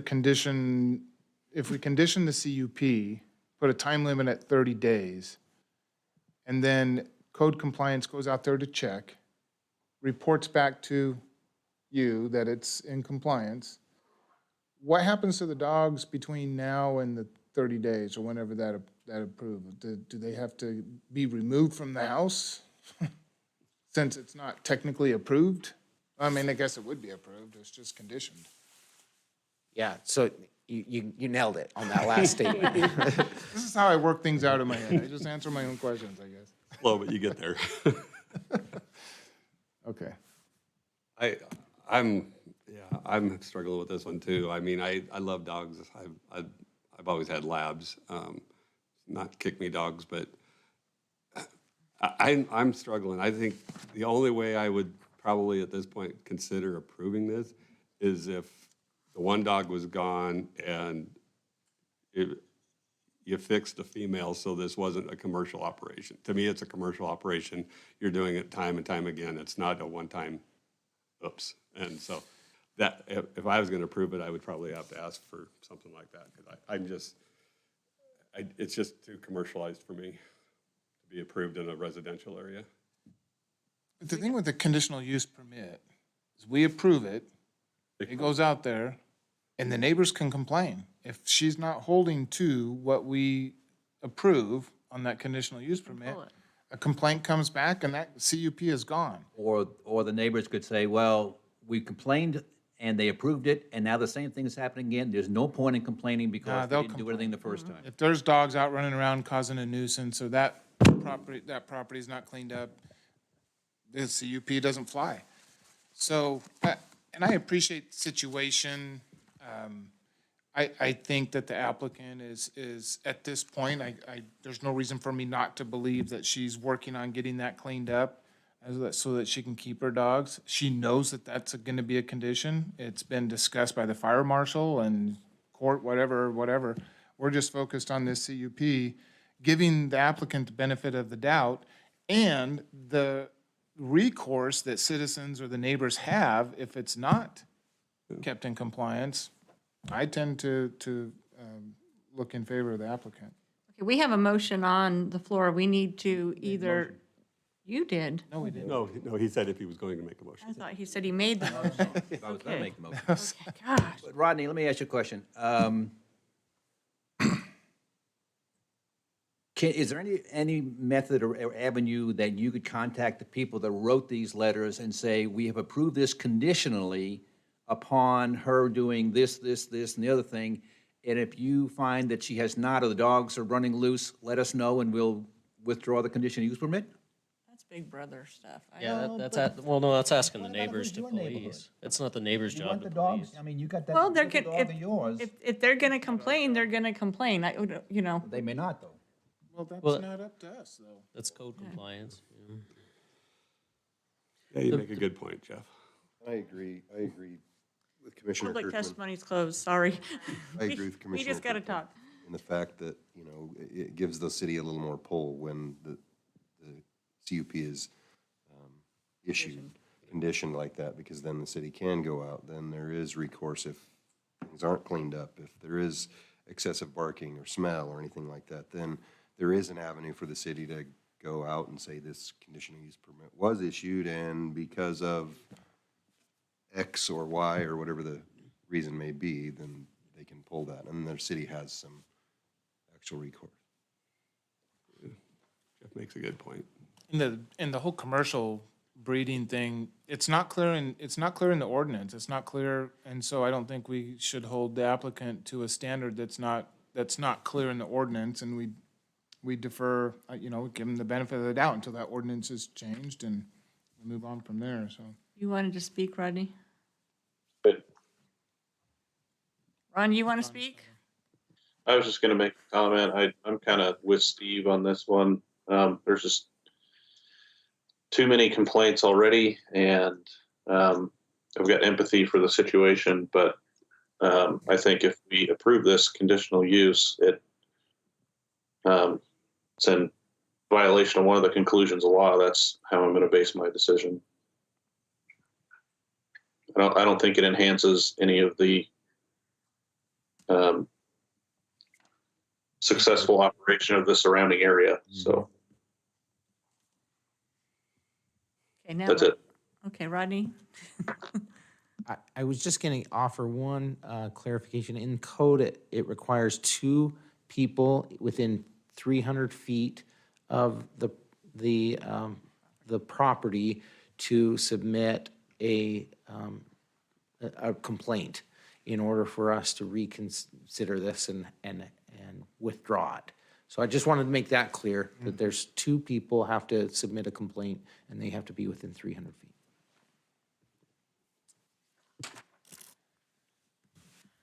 I think my biggest hangup is the commercial thing. I mean, if she really has a business name for Yorkies, that indicates that that's the intent of the, so I think I agree with Tom's conditions of clean up the property. What was the other one? Get rid of the 1 dog and can we have them? I don't know if we can, but Was that within our power? What? Doesn't seem like it should be to fix the dog. It shouldn't, I mean, It's abiding to the letter of the law the way it is right now. but Until that changes, we don't have the power to make our own laws, unfortunately. so I'm concerned about it, but I also see that it gives the city some leverage to get the area cleaned up and maybe improve the situation. It gives the benefit of the doubt to somebody that hasn't shown us in anything that, you know, it's not going to happen yet. Say that again, sorry. I said it gives her the benefit, we're giving her the benefit of the doubt that she's going to get it taken care of. She's in a situation that, you know, not many of us have ever been in, I don't think, and taking care of family and trying to right some wrongs other than the dogs. So I have a lot of compassion for that. And I guess if we do approve, like we said, with the condition of the days, then code enforcement or the city would go out at that time and say, okay, it's been 30 days. This hasn't been completed. We will not issue the CUP. Correct, Rodney? That's correct. Who goes out there and does that? That's code enforcement, the code enforcement officer who is assigned. So it would not be animal control, wouldn't be involved at all? Not for debris that and stuff. purpose. 30 days, so if it's not, at the end of the 30 days, if it's not in compliance, does the CUP just go away? It's done, they have to come back and reapply for a CUP? Correct, that's exactly right. It expires because there was a time limit on it to comply with the Okay, good. conditions. Expires is a better word, that's the one I was looking for. All right. okay. Are we gonna put a time limit on all of the conditions or just the ones that we've been discussing? The Like, for example, code violations and the Getting rid of the one dog. getting rid of the one dog. So there's no more, I'll make this being I started out on the other side of it and was kindly convinced that, see, that's why we talk about this stuff. So it changes our minds once in a while. Are we specific on the one dog that needs to be removed? Oreo. Oreo? We know the name. Oreo, chocolate chip, what is a menace, whatever that dog is. All right. So she knows which one, but, so I'll move to approve the conditional use permit for a non-commercial kennel license for up to 4 dogs in an RS6 zoning district, 421 Fairwood Place, for Dina Smith representing Patricia Wright Smith, with the conditions that the code violations are taken care of within 30 days, and the one dog that belongs to the ex-father-in-law is removed within 30 days. and all other conditions. And all the conditions. And all conditions. And all the conditions. Second. Sorry. Okay, it's been moved and seconded to approve the CUP with extra conditions. All those in favor? Aye. Opposed? Aye. Aye. Okay. All right, do I read the little thing now? Okay, I gotta read you this little thing. This CUP will become effective 15 calendar days from the date of this hearing unless an appeal has been filed with the Planning and Zoning Department with the appropriate fee. No action should be taken on the CUP until the appeal period has concluded. The applicant must confirm with Planning and Zoning staff there have been no appeals. So you just gotta check in and make sure one of your neighbors didn't pay the fee and come in and say, try and turn it around. And then you have 30 days from today to get that code compliance and get rid of Oreo. Okay, and I just want to verify from the complaints from the neighbors, that's the vehicle in the driveway.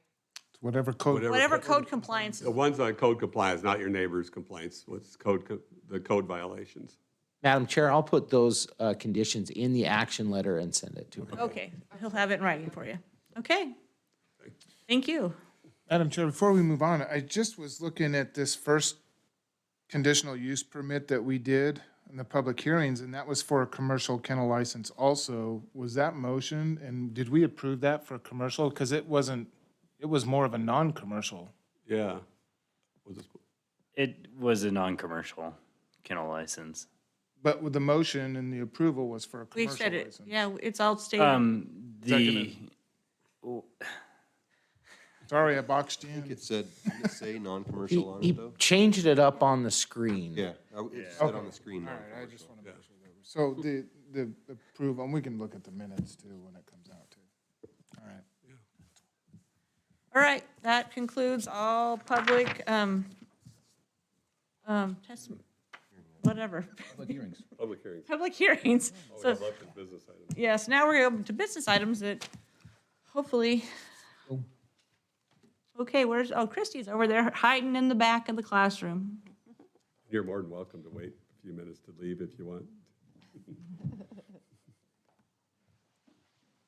Okay, thank you, Madam Chair and Commissioners. The action requested from you this evening is approval or denial of the Silver Star Subdivision Number 3, located east of Star Road and north of Cherry Lane. It is located inside the city limits and is zoned RS 8.5. It's bordered on the east and north by Canyon County properties and on the south and west by other phases of this subdivision. This property was annexed in 2015, and phases 1 and 2 of this subdivision were approved in July of 2021 and are currently under construction. This phase of the development proposes 61 buildable lots and 9 common lots on 22.1 acres total. The findings in this case are that it is located within the city limits and is zoned RS 8.5. It conforms to the approved preliminary plat layout, and it conforms to the applicable subdivision and zoning standards for Nampa. The recommended conditions of approval are listed in your staff report, and they're based on the comments that were received by engineering. Staff feels that it is appropriate for the commission to recommend approval of the final plat for Silver Star Number 3 to City Council, and I will stand for any questions. Any questions for Christie?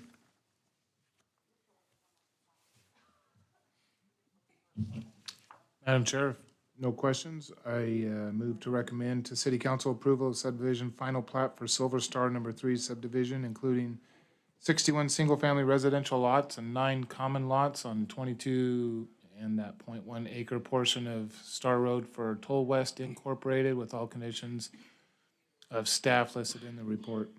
Second. Okay, it's been moved and seconded to recommend to City Council approval. All those in favor? Aye. Aye. Any opposed? Okay. All right, number 2. Okay, thank you, Madam Chair and Commissioners. The action requested from you this evening is recommendation of approval or denial of the Southern Ridge subdivision number 10, located north of Locust Lane and west of Happy Valley Road. It is located inside the city limits and it's zoned RS6. It is completely surrounded by existing phases of the Southern Ridge subdivision and the River Meadows subdivision.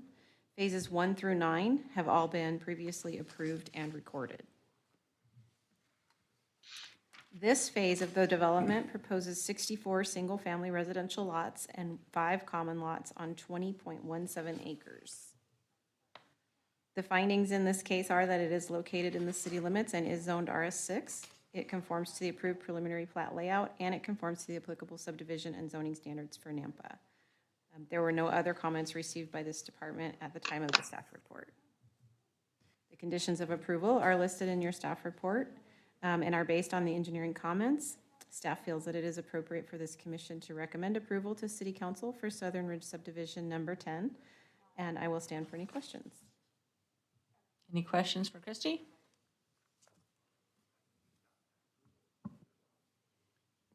Madam Chair?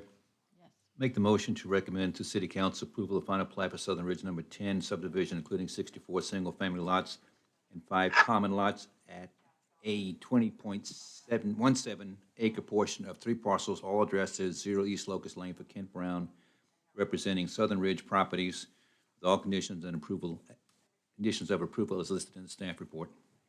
Second.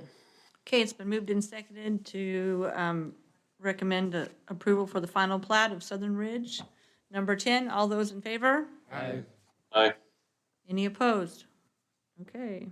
And the final one, Parker.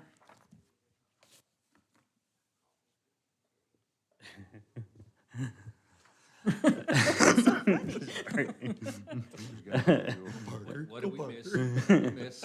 We woke him up, or? I might just put up a motion for you. Okay. It's like a consent agenda. Action requested, recommendation of approval or denial for the final plat of Smith Townhome subdivision. This is located on Smith, east of Midland. The surrounding zoning is all RS6 with RD to the west, single-family homes, and Nampa Housing Authority is on the south side. This body recommended approval of May of last year for the rezone and for the preliminary plat. City Council approved it in July of last year. The lot is, project is 12.42 acres. 12.42 net density on 1.61 acres, and that's 20 lots. The finding of fact, it is in city limits, zoned RD, conforms to the preliminary plat, and it conforms to the applicable subdivision and zoning standards. The recommended conditions are those in the staff report. One thing to note is there is one of the conditions of approval on the preliminary plat was an easement for the a tot lot. That wasn't included on the final plat, but it will be need to be on there by the time of final plat approval and signature. The potential motion are on the there for you, and I will stand for any questions. Any questions for Parker? Yes. Since you insisted on bringing us all into this whole thing, Lot 10 and 11, are that 2 separate structures going to go on there? 10 and 11. That is one structure with 2 different units. And, yeah, so then how do they access it? I mean, is there a long driveway or something? Right. Okay, never mind. Thank you.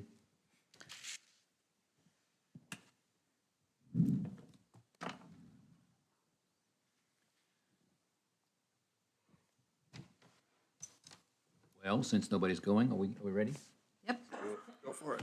Make the motion to recommend a city council approval of subdivision final plat for Smith Townhomes subdivision on 3 existing properties totaling 1.61 acres and addressed as 336 and 332 Smith Avenue and 0 Davis Avenue, including 7 2-unit townhouse buildings and 2 3-unit townhouse buildings. Mateo Echeverra, representing Trifecta Development, and with all conditions of approval. Okay, it's been moved and seconded to recommend approval to city council. All those in favor? Aye. Aye. Any opposed? Okay, that goes on.